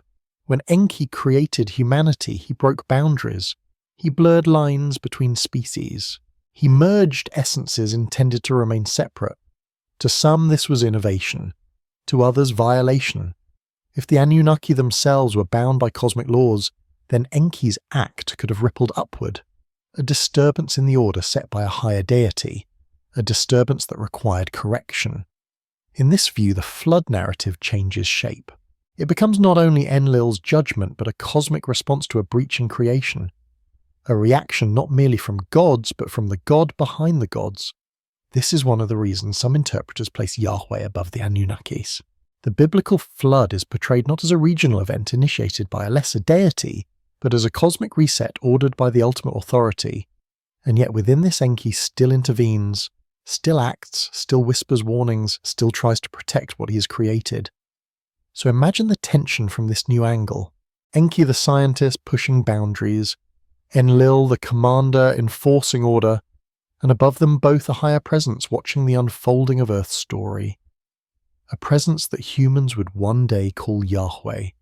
Now breathe gently as we widen the frame even more. Ancient Canaanite texts speak of El Elyon the Most High, a god who divided the nations among the sons of God, each divine being receiving a portion of humanity, a territory to oversee.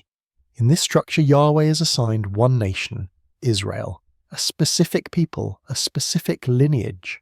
If this is taken literally, it implies a world in which multiple divine beings guided different cultures, but one being stood above them all. The Most High, the one the Anunnaki might have revered, the one they might have feared, the one who existed before the council of gods and would exist long after. And this brings us to the Nephilim, those hybrid offspring created by unions between divine beings and humans. In the biblical text, the Most High forbids this intermingling. The offspring grow powerful, chaotic, unstable, a threat to the balance. In Sumerian accounts, hybrid beings also grow unruly. Their presence disrupts the world, their strength alarms the suns. Their existence contributes to decisions that reshape Earth. If Yahweh was above the divine beings involved in these unions, then his stance becomes clearer. He was not merely protecting humans, he was protecting cosmic order, preventing a merging of domains not meant to blend, preventing divine beings from creating life outside the boundaries set for them. This perspective reframes humanity entirely. Humans are not merely creations of the Anunnaki. They are creations within a universe governed by a higher authority, a universe with rules, laws, boundaries. Yahweh in this structure is not the local deity described in later scripture. He is the overarching force, the source of divine law, the one whose presence the Anunnaki themselves acknowledged. Now take another quiet breath, because this idea brings us to a profound possibility. If Yahweh was the god of the Anunnaki, then the story of humanity is not just an Earth story, it is a cosmic story. A story unfolding within a hierarchy that extends far beyond our planet. A story shaped by beings with their own beliefs, their own reverence, their own boundaries. It would mean that the gods of Mesopotamia were not the top of the pyramid. They were intermediaries, agents, participants in a plan larger than their own missions. And humanity, with its strange blend of earthly strength and divine intelligence, became part of a much larger tapestry. A tapestry woven by hands far older than the Anunnaki. Hands that shaped stars and laws and are the very architecture of existence. Some modern thinkers imagine the Anunnaki as explorers, others as engineers, others as rebels. But in this version they are something more humble, servants, messengers, beings following a divine hierarchy that traces back to a source beyond their understanding. When the Anunnaki eventually withdrew from the world, when their presence faded into myth, perhaps it was because their mission had reached its limit. Perhaps they were recalled, corrected, redirected by a force greater than themselves. And humanity, once a creation, became the inheritor of something sacred, a spark placed within us not just by those who shaped our bodies, but by the one who shaped the laws those beings had to follow. As you breathe into this possibility, let the idea settle gently, not as certainty, not as doctrine, but as a lens, a way of looking, a way of wondering. Was Yahweh the God of humanity? Or was Yahweh the God of the gods? The question stretches far beyond the boundaries of ancient text. It slips into philosophy, into cosmology, into the quiet space where myth becomes contemplation. In the next module, we follow this thread into the bloodlines that claim descent from divine beings, the rulers who believe they carried the essence of gods, the families whose ancestry traces into shadows and myths. For now, rest in the stillness of this possibility, a universe layered with order, a world shaped by beings who themselves bowed before a higher light, and beneath that light, humanity rising. Before we open this chapter, take a long, steady breath, because now we step from myth into blood, from stories carved on clay into stories carved in flesh, from the cosmic scale of gods and creation into the intimate biological mystery that pulses beneath human skin. Tonight we explore the idea of divine lineage, The belief found in cultures across the world that certain families, certain rulers, certain bloodlines were not entirely human, that they carried within them the essence of ancient gods, a spark of something older and higher than the rest of humanity. Let your breath soften as we begin with the oldest kings. In Sumer, the earliest rulers claimed descent from the gods. Gilgamesh, the great king of Uruk, was said to be 2/3 divine and 1/3 human, not a metaphor, a statement of lineage, a biological distinction.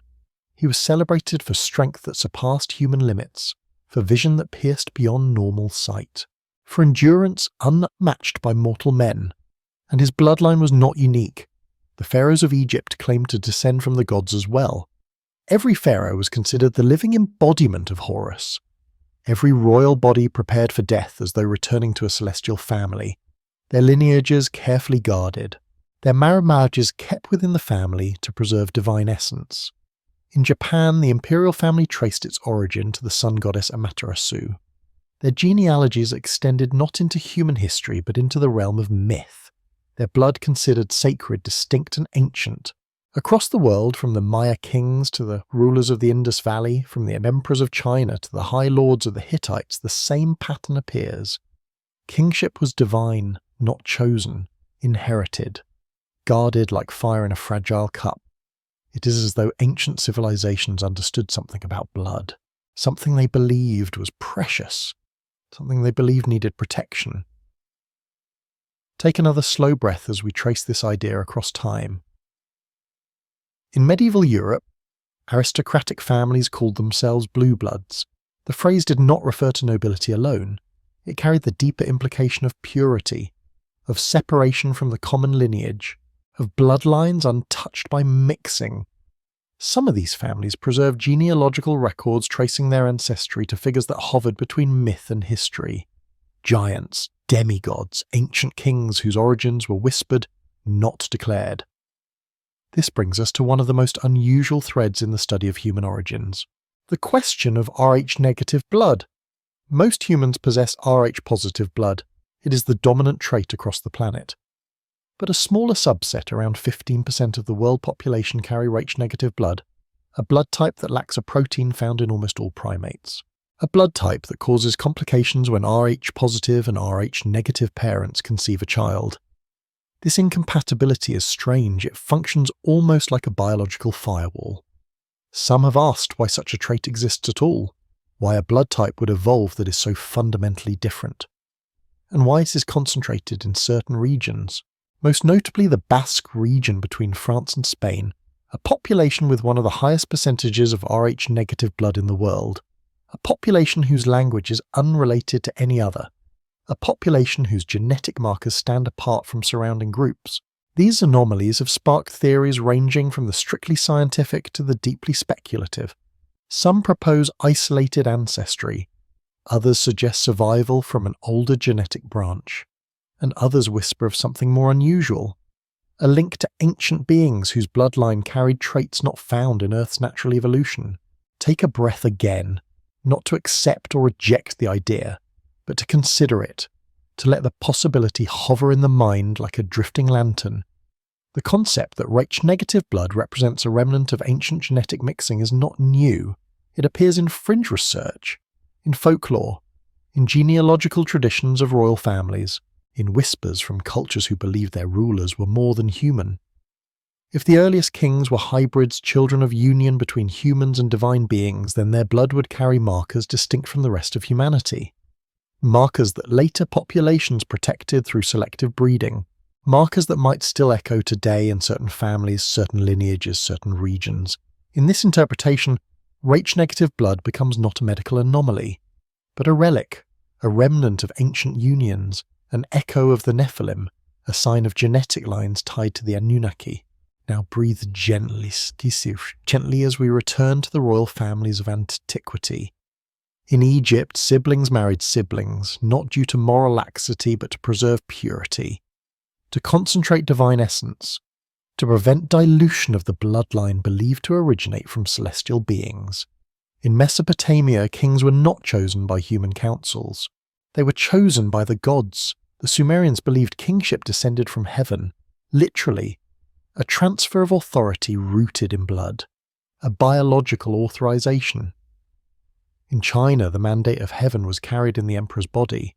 Failing dynasties were those whose blood had lost its celestial favour, whose connection to the divine had weakened. In Japan, only one family could rule because only one family was believed to descend from the sun. Their blood was not symbolic. It was sacred. It carried status that no mere human could claim. These patterns are too consistent to be dismissed easily. Across continents, across eras, across cultures, the belief persists that some humans were born of gods, that their bodies carried a different essence, that their blood was the mark of something ancient. Now breathe as we bring this thread into the modern world. Some genealogists trace noble families of Europe back to figures described as giants or demigods, Noah's descendants, the children of the Watchers, the offspring of beings who walked between worlds. In these stories, the idea of divine ancestry is not metaphor. It is lineage, it is heritage, it is identity. And among these lineages, Rh-negative blood appears with notable frequency, not universally, but often enough to raise questions. If we place this alongside the Anunnaki narrative, an intriguing picture emerges. A picture where the earliest rulers were hybrids. A picture where their descendants inherited traits not found in ordinary humans. A picture where ancient societies recognized and preserved those traits through ritual marriage and law. Imagine now a pharaoh stepping onto his throne believing his blood carries the memory of gods. Imagine Gilgamesh walking through Uruk aware that his mother was divine. Imagine the high kings of old seeing themselves as bridges between heaven and earth. From this perspective, the ancient world becomes a stage where divine lineage was not romantic myth, but political fact, genetic reality, cultural foundation, and humanity scattered across time has preserved the memory of that lineage, in stories, in symbols, in the strange emergence of negative blood, in the concept of blue blood, in the genealogies of families who trace their roots deeper than history itself. Take a slow breath now as the idea expands. If some humans carry remnants of divine ancestry, then the human species is not a single branch. It is a forest, a tapestry, a spectrum shaped by unions both earthly and celestial. Some carrying the spark of the Anunnaki more strongly, some carrying it faintly, some not at all, and yet all connected, all part of a story that began with creation in a quiet laboratory. A story shaped by rebellion teaching conflict and renewal.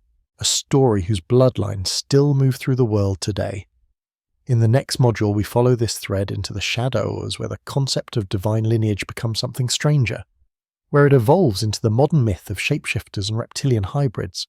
A story controversial, a story unsettling, but a story that persists.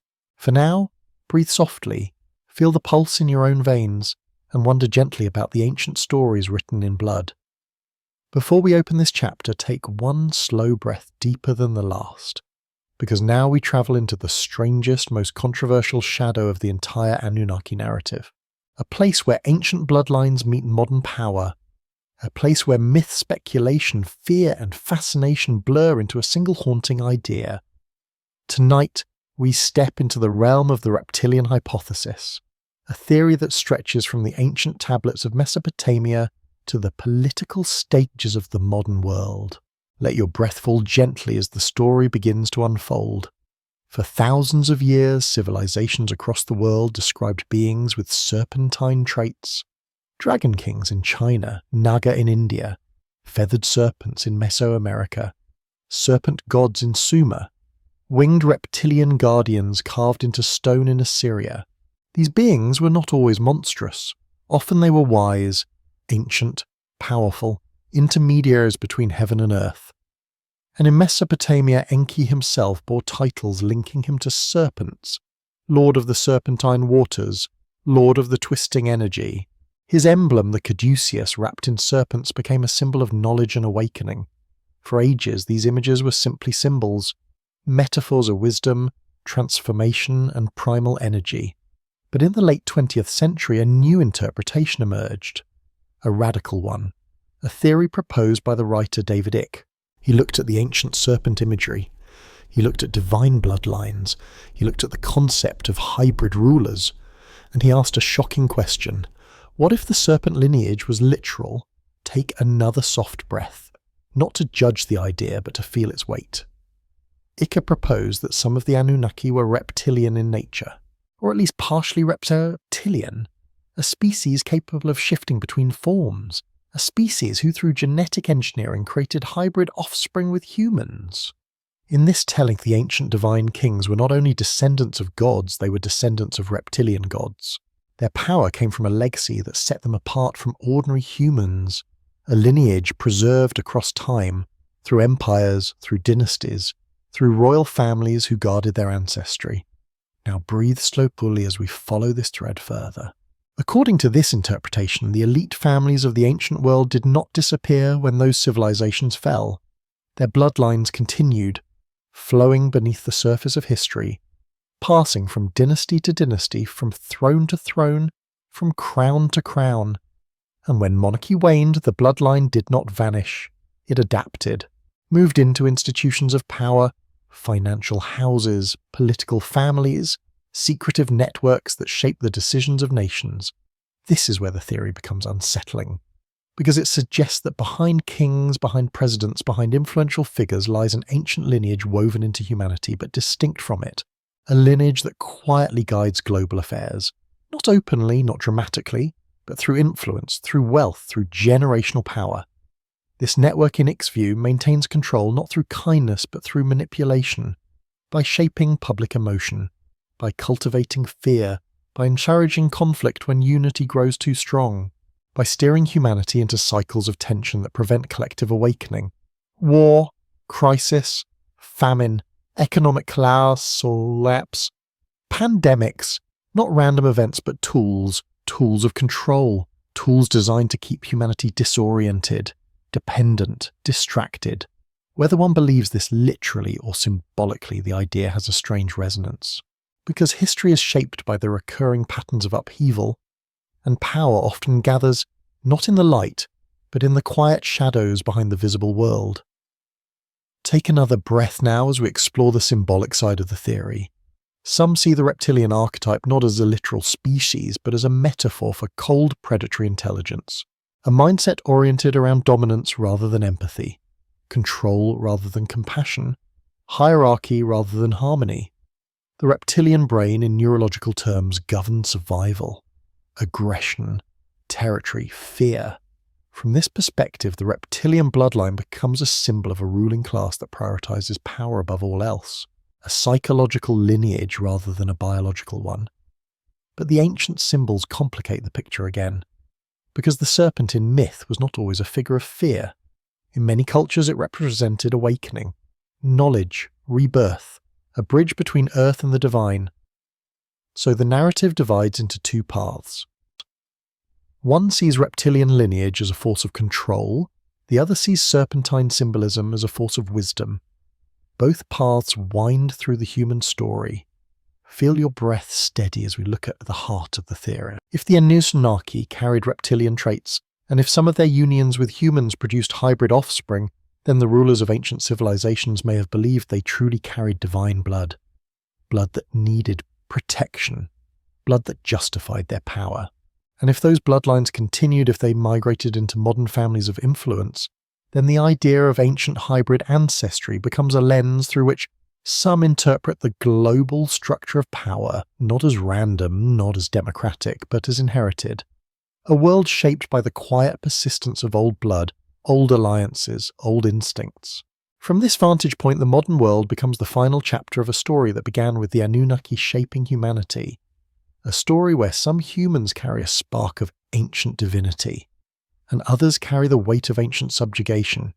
But pause here, because this theory, whether taken literally or symbolically, leads to a deeper question. What if the battle between Enki and Enlil never truly ended?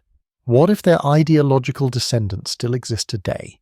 Not as geeked, but as humans shaped by different bloodlines, different mindsets, different legacies, one lineage oriented toward awakening, toward knowledge, toward evolution, the other oriented toward control, toward hierarchy, toward fear. This duality appears in mythology, in religion, in history, in politics, in economics, and in the quiet tension between freedom and authority that shapes the human experience. Perhaps the reptilian bloodline theory is not about literal shapeshifters. Perhaps it is about archetypes. About the ancient struggle between two visions for humanity. One open, one closed, one expansive, one restrictive, and perhaps these visions still pulse beneath the surface of our modern world. Take another slow breath as we approach the end of this chapter. You do not have to accept or reject the theory. You only have to feel the mythic weight of it. A weight that stretches across time. A weight that lingers around the idea of divine ancestry. A weight that whispers that power is never random. In the next module, we will explore the legends of giants, the stories of encounters, the rumours of beings who should not exist in our age. Stories that suggest traces of the old world still walk the earth. For now, rest in the quiet of this strange conspiracy. A myth for some, a warning for others, a riddle for all who seek to understand the hidden currents of human history. Before we begin this chapter, take a slow breath and let the world around you fade into a gentle hush. Because now the story steps out of ancient tablets and into the modern age. Into deserts, caves, military whispers, and strange encounters that should not belong to our time. Tonight we explore the legends of giants, not the giants of myth, not the towering beings carved into Sumerian stone, but the giants said to have walked the earth in recent centuries. The ones whose stories travel in murmurs, in testimonies, in classified files, stories that suggest the ancient bloodlines did not disappear. They simply withdrew. As you breathe softly, imagine the world as a map. Your mind drifting across continents, over oceans, past mountain ranges and empty plains. Somewhere beneath the surface of that map, in the small pockets of wilderness, are tales that refuse to die. Our story begins in the red deserts of Afghanistan, a place of silent valleys, jagged cliffs and winds that carry sand like ancient whispers. In the early 2000s, during the height of the conflict in Afghanistan, an American military unit went missing while on patrol near the mountain south of Kandahar. Radio contact faded, their trail vanished, and when a rescue team was deployed, they found something they could not explain.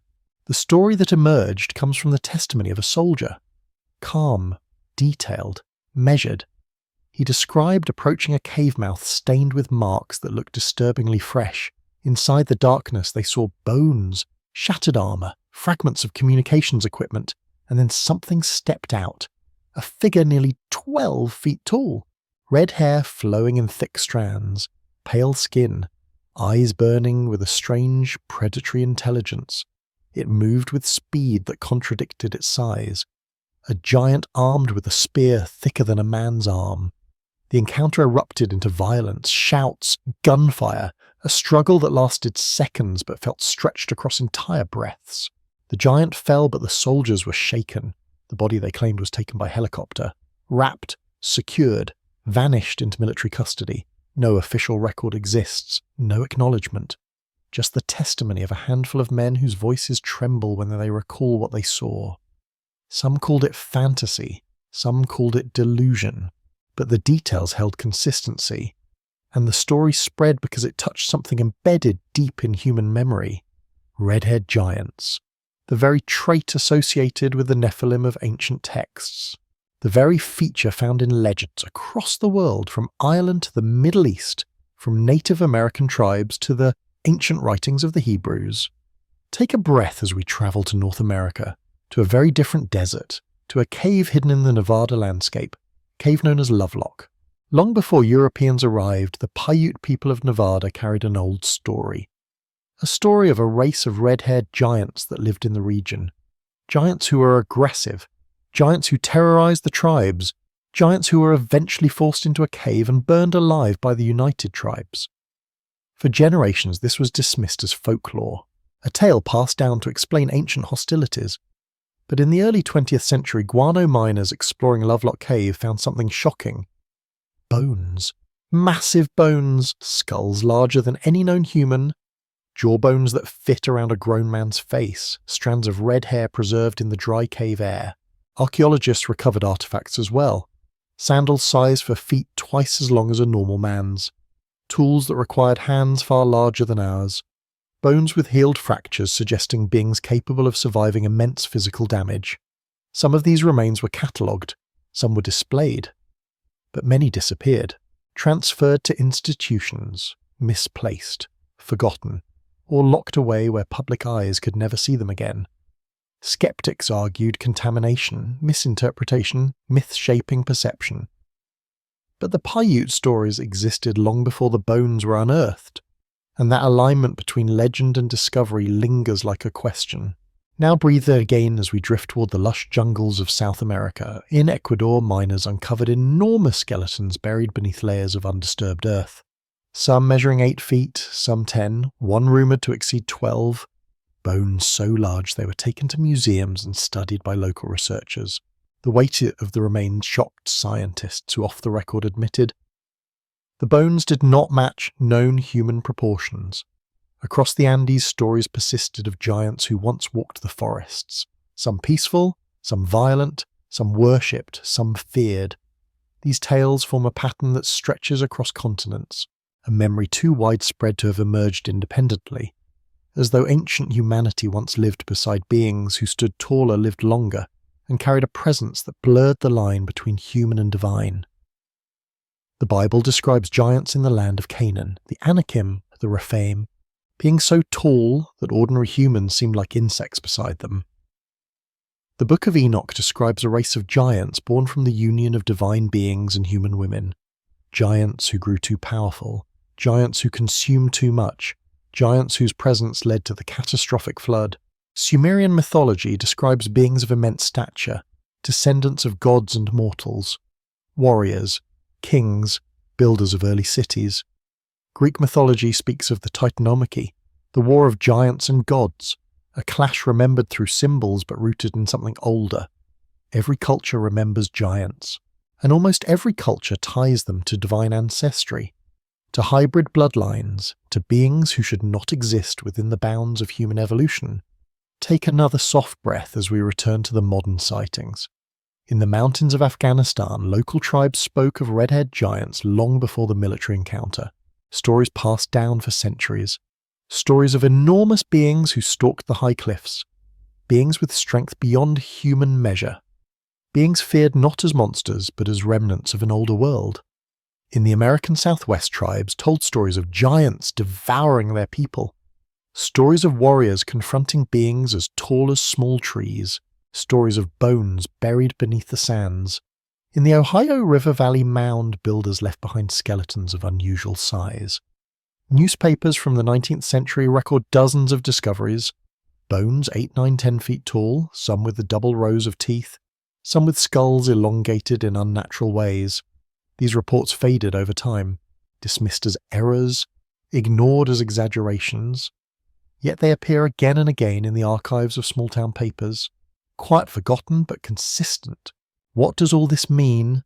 That giants still walk among us, that remnants of the ancient Nephilim survived the flood, that hybrid bloodlines persisted in isolated pockets of the world, perhaps, or perhaps these stories are fragments, echoes of an age when humanity lived beside beings much taller, much stronger, and far more mysterious than ourselves. Think of the Anunnaki. In many depictions they are shown larger than humans, not merely physically stronger, but towering, radiant, dominant. Their hybrid offspring, the Nephilim, would logically inherit that stature. Not as gods, not as mortals, but as something in between. If even a fraction of that lineage survived the flood, then rare appearances of giants in later ages become less impossible. Not common, not widespread, but rare, occasional, a flicker of the old world passing through the new. Now breathe gently as we place these threads together. The Kandahar giant, the Lovelock skeletons, the Andes giants, the Ohio mound discoveries, different places, different people, different ages. The same description, tall, red-haired, powerful, a lineage that mirrors the ancient stories of the Nephilim, a lineage that refuses to fade. A lineage that whispers that the ancient world did not end cleanly. It bled through into the present. Even today, travellers speak of strange sightings in remote places. In the Himalayas, in the Caucasus Mountains, in the dense forests of Siberia, shadows taller than men, footprints too large to belong to ordinary humans. Are these myths, misinterpretations, or are they reminders? Remnants living. Fossils of an age when Earth was shared between humans and beings of divine descent. As you settle your breath, feel the possibility gently, not as fear, not as certainty, but as curiosity, as wonder, as the quiet awareness that our world still holds secrets. Secrets that walk, breathe, and occasionally cross our path. In the next module, we will explore the final chapter of this long story, the idea that the Anunnaki may not be gone, that they may be hidden, waiting, watching, or preparing to return. For now, rest in the echoes of giants. Their footsteps linger, their stories endure, and their presence, whether physical or symbolic, still brushes against the edge of our world. Before we enter the final chapter of this long night, take a slow breath. Let it fill the empty spaces inside you and let it fall gently. Because now the story begins to fold back toward the present, toward the world you know, toward the question that has lingered at the edge of every module we have explored. What really happened? What was preserved? What was hidden? And what still waits in the dark? For thousands of years, the story of the Anunnaki has been scattered across clay shards, buried beneath sand, sealed in temples, and encoded into myths. These fragments form a mosaic, a picture that is almost whole. Almost. But there is a strange truth about ancient history. The closer we look, the more we see gaps. Sections missing, stories interrupted, records erased, a silence not born of time but of choice. Tonight we step into that silence slowly, quietly, as though walking into a room where someone long ago packed away truths they did not wish the world to remember. Breathe softly as we begin Iraq, a land once home to Sumer-Akkad Babylon, a cradle of early knowledge, a place where the earliest cuneiform tablets were pressed with reeds under the glow of oil lamps. In the early 2000s, during the chaos of war, looters stormed the National Museum of Iraq. The official story speaks of unchecked violence, but others whispered that it was not random, that the most valuable items were not gold or statues, but tablets. Clay tablets containing accounts of the Anunnaki, records of their kingship, descriptions of their tools, their arrival, their conflicts, their plans. Many of these tablets vanished, not broken, not melted, taken. Some say they were targeted, that specific cabinets were emptied by individuals who moved with intention. Not opportunistic, not chaotic, selective. Its pattern leaves a lingering question. Who wanted the tablets and why take another breath? Because this is not the only time history has slipped quietly into shadows. Throughout the 20th century, numerous scholars and explorers reported finding anomalous artifacts, objects that did not fit their era, tools that suggested technology far beyond their supposed age, ruins aligned with stars in ways that required astronomical knowledge we assume ancient people did not have. Many of these discoveries were dismissed, confiscated, locked away, or buried beneath the language of academic caution, and yet the pattern continues. Unusual skeletons, carvings, unexplained ruins, disappearing research, silenced findings. These disappearances form a quiet trail of missing knowledge, a trail that suggests someone somewhere prefers a world in which humanity forgets the oldest chapter of its story. Pause here and let that idea settle like dust on stone. If the Anunnaki were real, if they shaped early humanity, if they walked among the first kings, then the question becomes not only where they went, but why records of them have been allowed to erode. Perhaps the simplest answer is that their departure was not the end of their influence. Perhaps their story is not complete. Some researchers believe the Anunnaki left Earth after the flood, withdrawing to distant realms or returning to Nibiru. Others believe they remained for a time, guiding, teaching, watching, before slowly fading from human sight. And then there are those who believe they never left at all. Think of the symbols carved into temple walls, the same symbols appearing in cultures oceans apart. Think of the unexplained advances in ancient mathematics, astronomy, and engineering. Think of the bloodlines that guard their ancestry with obsessive care. Think of the legends of giant shapeshifters, watchers, and radiant beings descending from the sky. These are not isolated stories. They are echoes of beings who may have stepped back rather than disappeared. Now breathe again as we widen the frame to the heavens. The Sumerians claimed Nibiru, the home of the Anunnaki, followed a long elliptical orbit, a cycle of 3,600 years. A wandering world that moves far into the cold outer reaches of the solar system before sweeping inward again. If such a world exists, its next return becomes a question of timing. Some researchers estimate its approach in the late 3rd millennium, around the year 2900. Still far from our modern age, yet close enough that humanity's descendants may witness it. Close enough that preparations, if any were needed, could already be underway. Imagine that. A world drawing slowly nearer, silent in the darkness, carrying beings who once shaped human destiny. If they return, what would they seek? Gold resources, a renewed partnership, or something else entirely? Would they find a humanity ready to meet them? A humanity that has grown beyond servitude and fear? Or would they find a world still fragmented, still hidden from its own origins, still struggling with the shadows cast by ancient hands? Take another breath as the question expands. If the Anunnaki do return, how would we respond? With reverence, with fear, with recognition simmering beneath our DNA? Would the world unite or fracture? Would the descendants of ancient bloodlines step forward or hide? Would humanity embrace its creators or reject them?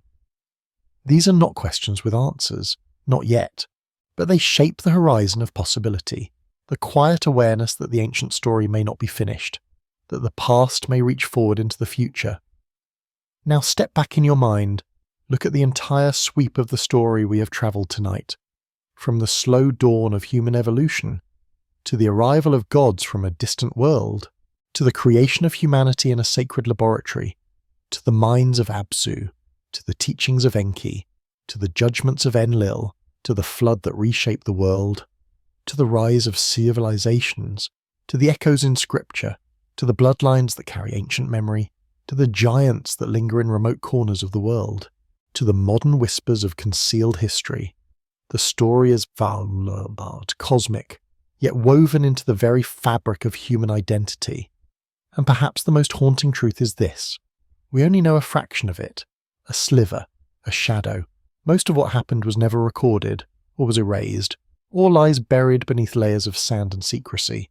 But the earth remembers. Its stones, its ruins, its myths, its bloodlines, all carry fragments of the story. And when you gather these fragments, when you place them side by side, a quiet question emerges, a question that lingers like a whisper at the edge of sleep. Did humanity truly rise alone, or were we shaped, guided, taught, and if so, will those who shaped us ever return? Nibiru may approach again. Whether it brings God's memories or only silence is something the future will reveal, but the possibility remains, gently, steadily, like a pulse in the dark. As you breathe into this final moment of the module, feel the world around you settle. Feel the threads of the story gather in your hands. Ancient, mysterious, incomplete. We have walked far through time tonight, across deserts, across myths, across stars. And now as this chapter closes, one question remains suspended like a lantern in the quiet sky. If the Anunnaki return, who will we be when they arrive? What will we remember? What will we understand? And will we be ready to meet the ones who may have shaped the deepest roots of our existence? Rest in that question. Let it glow softly. The story is not finished, it is only waiting. Let your breath soften now, as though the long trail of ancient stories is dissolving gently into the quiet around you. The night has grown still, the world has settled, and you are here suspended between waking and drifting, where thoughts move like slow constellations across the mind. You do not need answers in this moment, only the feeling of possibility, only the sense that the universe is wider than it seems and older than we can hold in a single lifetime. Imagine yourself standing at the edge of a silent desert, stars spreading overhead like a great library, each one carrying a memory from an age long before ours. A cool wind moves past you, carrying the faint echo of footsteps that may have once walked this world in shapes we can no longer imagine. You close your eyes, and the darkness feels gentle, almost warm, as if it too remembers, and somewhere in that quiet a thought rises softly. If the story of humanity began beneath distant stars, then perhaps every breath we take is part of a long journey home. Let that thought drift. Let it fade. Let the night take you.